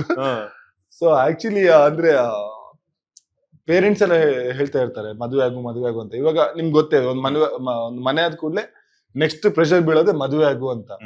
ಸೊ ನನಗೇನು ಅಂದ್ರೆ ನಾನೇ ಇನ್ನು ಇಂಡಸ್ಟ್ರಿ ಏನು ಕರೆಕ್ಟ್ ಆಗಿ ಮಾಡಿಲ್ಲ, ಏನು ಅಚೀವ್ ಮಾಡಿಲ್ಲ. ಈ ಟೈಮಲ್ಲಿ ಮದುವೆ ಅನ್ನೋದು ಸ್ವಲ್ಪ ಬೇಡ. ಯಾಕಂದ್ರೆ ಇವಾಗ ನಾವು ಮದುವೆ ಆದಾಗ ಅಟ್ಲೀಸ್ಟ್ ನಾವು ಸ್ವಲ್ಪ ಸ್ಟೇಬಲ್ ಆಗಿದ್ದಾಗ ಬರೋರ್ಗು ಸ್ವಲ್ಪ ಕಂಫರ್ಟ್ ಆಗಿರ್ಬೇಕು. ಸೊ ಅವ್ರು ಬಂದ್ಮೇಲೆನು ಮತ್ತೆ ಸ್ಟ್ರಗಲ್ ಅಂತ ಹೇಳಿದಾಗ ಲೈಫ್ ಒಂಥರ ಸ್ಟ್ರಗಲ್ ಅಲ್ಲೇ ಹೋಗ್ಬಿಡುತ್ತೆ. ಸ್ವಲ್ಪ ಬೇಸ್ ಸ್ವಲ್ಪ ಸೆಟ್ ಆದ್ರೆ ಲೈಫ್ ಸ್ವಲ್ಪ ಚೆನ್ನಾಗಿರುತ್ತೆ, ಆರಾಮಾಗಿರುತ್ತೆ ಅನ್ನೋದು ನನ್ನ ಥಾಟ್ ಪ್ರೊಸೆಸ್. ಸೊ ಅದಕ್ಕೋಸ್ಕರ ನಾನ್ ಹೇಳ್ತಾ ಇದೀನಿ, ಸ್ವಲ್ಪ ತಡಿಯಮ್ಮ. ಮದುವೆ ಓಕೆ, ಪ್ರಪೋಸಲ್ಸ್ ಎಷ್ಟು ಬಂದಿದೆ? ನೀವು ಸೆಂಟಿಮೆಂಟಲಿ ಹೊಡಿಯಕ್ ಹೋಯ್ತಿದ್ರ ನನಗೆ. ನಾನ್ ಡೈವರ್ಟ್ ಮಾಡಿದ್ರು ಡೈವರ್ಟ್ ಆಗ್ತಿಲ್ವಲ್ಲ. ದಿನ ಬೆಳಗಾದ್ರೆ ಸೋಷಿಯಲ್ ಮೀಡಿಯಾದಲ್ಲಿ ಆಕ್ಟಿವ್ ಆಗಿರ್ತೀರಾ, ಅದೇನೆ ಆತರ ಬಂದಿರುವಂತ ಕ್ರೇಜಿಯೆಸ್ಟ್ ಪ್ರಪೋಸಲ್ ಯಾವ್ದು ಅಂತ? ಅಂದ್ರೆ ನಾನು ತೆಲುಗು ಮಾಡ್ಬೇಕಾದ್ರೆ ಅಂದ್ರೆ ಕೆಲವರೊಂದು ಸ್ಟೋರಿನ ಮಾಡಿದ್ರು. ಅವರು ಕೃಷ್ಣ ಅಂತೆ, ನಾನು ಕೃಷ್ಣ ಅಂತ, ಅವ್ರು ರಾಧಾ ಅಂತೆ. ಅಂಡ್ ಆತರ ಎಲ್ಲ ಇಷ್ಟೆಲ್ಲ ಉದ್ದ ಮೆಸೇಜ್ ಬಂದಿರೋದು. ನಾನು ಒಂದ್ಸರಿ ಏನೋ ಫ್ಯಾನ್ಸ್ ಏನಾದ್ರು ಕಳಿಸಿದಾಗ ಓಕೆ ನಮ್ಮ ಆಕ್ಟಿಂಗ್ ಬಗ್ಗೆ ಏನೋ ಅಪ್ರಿಶಿಯೇಟ್ ಮಾಡ್ತಿದ್ದಾರೆ, ಆತರ ಏನೋ ಇರ್ಬೇಕಂತ ಒಂದ್ಸರಿ ಓದಿದಾಗ ಅದು ಕೃಷ್ಣ ರಾಧಾ ಬಂದಾಗ ಏನೋ ಸ್ಕ್ರೀನ್ ಪ್ಲೇ ಚೆನ್ನಾಗಿದೆಯಲ್ಲ ಅನ್ಕೊಂಡು ಓದ್ತಾ ಹೋದಾಗ ಅನ್ನಿಸ್ತು, ಓಕೆ ಇದು ಯಾಕೋ ತುಂಬಾ ಬೇರೆ ಲೆವೆಲ್ ಇದೆ ಅಂತ ಹೇಳಿ ಅವಾಯ್ಡ್ ಮಾಡ್ಬಿಟ್ಟೆ. ಸೊ ಅದಾದ ಮನೆಗೆ ತುಂಬಾ ಗಿಫ್ಟ್ ಬರೋದು. ನಾನು ಅಲ್ಲಿ ರೂಮ್ ಅಲ್ಲಿ ಇರ್ತಿದ್ದೆ. ಸೊ ಅಲ್ಲೇ ಗೊತ್ತಾಗ್ತಿತ್ತು ಅವ್ರಿಗೆ. ಇವಾಗ ನಮ್ಮ ಅಸಿಸ್ಟೆಂಟ್ ಇರ್ತಾರಲ್ವಾ, ಸೊ ಅವ್ರಿಗೆಲ್ಲ ಟೆಕ್ಸ್ಟ್ ಮಾಡೋರು. ಕೆಲವ್ರು ಏನ್ ಮಾಡ್ತಾರೆ, ಅವ್ರ ಹೈಪ್ ತಗೊಳೋದಕ್ಕೆ ಅಡ್ರೆಸ್ ಕೊಟ್ಬಿಡೋದು. ಸೊ ಆತರ ಎಲ್ಲ ಮಾಡ್ತಾ ಇದ್ರು. ಸೊ ಇನ್ ಕೆಲವ್ರು ಏನು ಅಂದ್ರೆ ಸೆಟ್ ಬರೋರು, ಅದೆಲ್ಲ ಈ ಅಸಿಸ್ಟೆಂಟ್ ಇರ್ತಾರಲ್ಲ, ಸೊ ಅವ್ರದ್ದು ಕೆಲಸ ಇರುತ್ತೆ ಅಡ್ರೆಸ್ ಕೊಡೋದು, ಯಾವ ಲೊಕೇಶನ್ ಇರ್ತೀವಿ. ಸೊ ಇವ್ರೇನ್ ಮಾಡ್ತಿದ್ರು, ಅವ್ರ ಲೊಕೇಶನ್ಗೆ ಗಿಫ್ಟ್ ನ ಕಳಿಸ್ತಿದ್ರು. ಫಾರ್ ಎಕ್ಸಾಂಪಲ್ ಅಸಿಸ್ಟೆಂಟ್ ಅಂದ್ರೆ ಅವ್ರ ಅಡ್ರೆಸ್ ಕೊಡೋರು, ಅವ್ರ ನಂಬರ್ ಕೊಡೋರು. ಸೊ ಅವ್ರಿಗೆ ಗಿಫ್ಟ್ ಬಂದು ಅವ್ರು ಕೊಡೋರು, ಆ ತರ ಎಲ್ಲ ಆಗ್ತಾ ಇತ್ತು. ಸೊ ಅದ್ರಲ್ಲಿ ತುಂಬಾ ಅವಾಯ್ಡ್ ಮಾಡ್ತಿದ್ದೆ. ಸೊ ಹಾಗಾಗಿ ಒಂದ್ಸರಿ ಅಸಿಸ್ಟೆಂಟ್ ಚೇಂಜ್ ಮಾಡಿದ್ದೆ. ಸೊ ಈ ತರ ಆಗೋದು ಬೇಡ ಅಂತ. ಯಾಕಂದ್ರೆ ನನಗ್ ಗೊತ್ತಿಲ್ಲ ಅವ್ರು ಯಾವ ತರ ಅಡ್ವಾಂಟೇಜ್ ತಗೋತಿದ್ದಾರೆ ಅಥವಾ ಯಾವ ತರ ಮಿಸ್ಬಿಹೇವ್ ಮಾಡ್ತಾರೆ ನಮ್ಗೆ ಗೊತ್ತಿರಲ್ಲ. ಸೊ ಅದ್ರಿಂದ ಅಂದ್ರೆ ನಮ್ ಫೇಮ್ ಅವ್ರೇನೋ ಪ್ರೀತಿಯಿಂದ ಕಳ್ಸಿರ್ತಾರೆ, ಅದನ್ನ ಇವ್ರು ಮಿಸ್ಯೂಸ್ ಮಾಡ್ಕೊಳ್ಳೋದು ನನಗೆ ಇಷ್ಟ ಆಗಲ್ಲ. ಸೊ ಅದಕ್ಕೋಸ್ಕರ ಆ ತರದೇನು ಬೇಡ ಅಂತ ಅಸಿಸ್ಟೆಂಟ್ ಚೇಂಜ್ ಮಾಡಿದ್ದು ಇದೆ. ಸೊ ಆತರ ಒಂದ್ 2-3 ಎಕ್ಸ್ಪೀರಿಯನ್ಸ್ ಆಗಿದೆ. ಏನ್ ಗಿಫ್ಟ್ ಬಂದಿತ್ತು? ಅಂದ್ರೆ ನನ್ನ ಫೋಟೋ ಫ್ರೇಮು, ನಂದು ನನ್ನ ತಾಯಿದು ಫೋಟೋ ಫ್ರೇಮು, ಆಮೇಲೆ ಒಂದಿಷ್ಟು ಫೋಟೋ ಕೊಲಾಬ್ ಆಗಿರೋ ಆ ತರ, ಇವನ್ ಬಟ್ಟೆಗಳು ಆ ತರ ಎಲ್ಲ ಬರೋದು. ಸೊ ಪಾಪ ಅವ್ರು ಯಾವ ತರ ಕಷ್ಟಪಟ್ಟು ಅದನ್ನ ಅರೇಂಜ್ ಮಾಡಿ ಕೊಡ್ತಾರಂತ ಗೊತ್ತಿಲ್ಲ. ಸೊ ಅವ್ರೇನೋ ಕಷ್ಟದಲ್ಲಿದ್ದು ಆ 2,000 ರೂಪಾಯಿ ಸ್ಪೆಂಡ್ ಮಾಡಿ ನಮ್ಗೆ ಕಳ್ಸೋದು ನಮ್ಗೆ ಅದು ಇಷ್ಟ ಆಗಲ್ಲ. ಯಾಕಂದ್ರೆ ನಮ್ಗೆ ಗೊತ್ತಲ್ಲ ಮನಿ ವ್ಯಾಲ್ಯೂ ಅನ್ನೋದು ಗೊತ್ತೇ ಇದೆ. ಸೊ ಇವಾಗ ಫ್ಯಾನ್ಸ್ ಅಂತ ಬಂದಾಗ ಅವರು ಬಜೆಟ್ ಏನಿರುತ್ತೆ ನಮ್ಗೆ ಗೊತ್ತಿರುತ್ತೆ. ಸೊ ಅವ್ರನ್ನ ಅಷ್ಟು ಕಷ್ಟಪಡಿಸಿ ಅವರಿಂದ ಗಿಫ್ಟ್ ತಗೊಳ್ಳೋದು ಅದ್ ನನ್ಗೆ ಅಷ್ಟು ಇಷ್ಟ ಆಗಲ್ಲ. ಅದಕ್ಕಿಂತ you do it for something yourself. ಒಂದು ವಿಡಿಯೋ ಕಳ್ಸಿದ್ರು I will be happy for that. ಆ ಬಟ್ಟೆ ವಿಯರ್ ಮಾಡಿದ್ರಾ? ಮಾಡಿದೀನಿ. ಅದು ಬಟ್ಟೆ ವೇರು ಮಾಡಿದೀನಿ, ಫೋಟೋನು ಕಳ್ಸಿದೀನಿ. ಓಕೆ, ಅವ್ರಿಗೆ ವಿಡಿಯೋ ಬೈಟ್ ಮಾಡಿ ಕಳ್ಸಿದೀನಿ. ಬಟ್ ಅವ್ರಿಗೆ ಇದನ್ನು ಹೇಳಿದೀನಿ, ಇನ್ನೊಂದ್ಸರಿ ಈ ತರ ಮಾಡಕ್ ಹೋಗ್ಬೇಡಿ, I will not accept. So ಇದು ಬೇಡ ಅಂತ. ಸೊ ಅದು ತಂದು ಕೊಟ್ಟಿರೋದಕ್ಕೆ ಒಂದು ರೆಸ್ಪೆಕ್ಟ್ ಇರ್ಲಿ ಅಂತ ಅದನ್ನ ಹಾಕೊಂಡು ವಿಡಿಯೋ ಮಾಡಿ ಅವ್ರಿಗೆ ವಾಪಸ್ ಕಳ್ಸಿದೀನಿ. ಸೊ ಈ ತರ ತುಂಬಾ ಮಾಡಿದೀನಿ. ತೆಲುಗು ಆಯ್ತು, ಕನ್ನಡ ಆಯ್ತು, ಈಗ ಕನ್ನಡ ಬೆಳ್ಳಿ ಪರದೆನೂ ಆಯ್ತು. ದಿಲೀಪ್ ಶೆಟ್ಟಿ ಅವರ ಲೈಫ್ ಅಲ್ಲಿ ವಾಟ್ ನೆಕ್ಸ್ಟ್? ಅದೇ ಒಂದು ಮೂವಿ ಪ್ಲಾನ್ ಆಗ್ತಾ ಇದೆ. ಸೊ ಅದ್ರ ಜೊತೆಗೆ ಸೀರಿಯಲ್ಸ್ ಬರ್ತಾ ಇದೆ.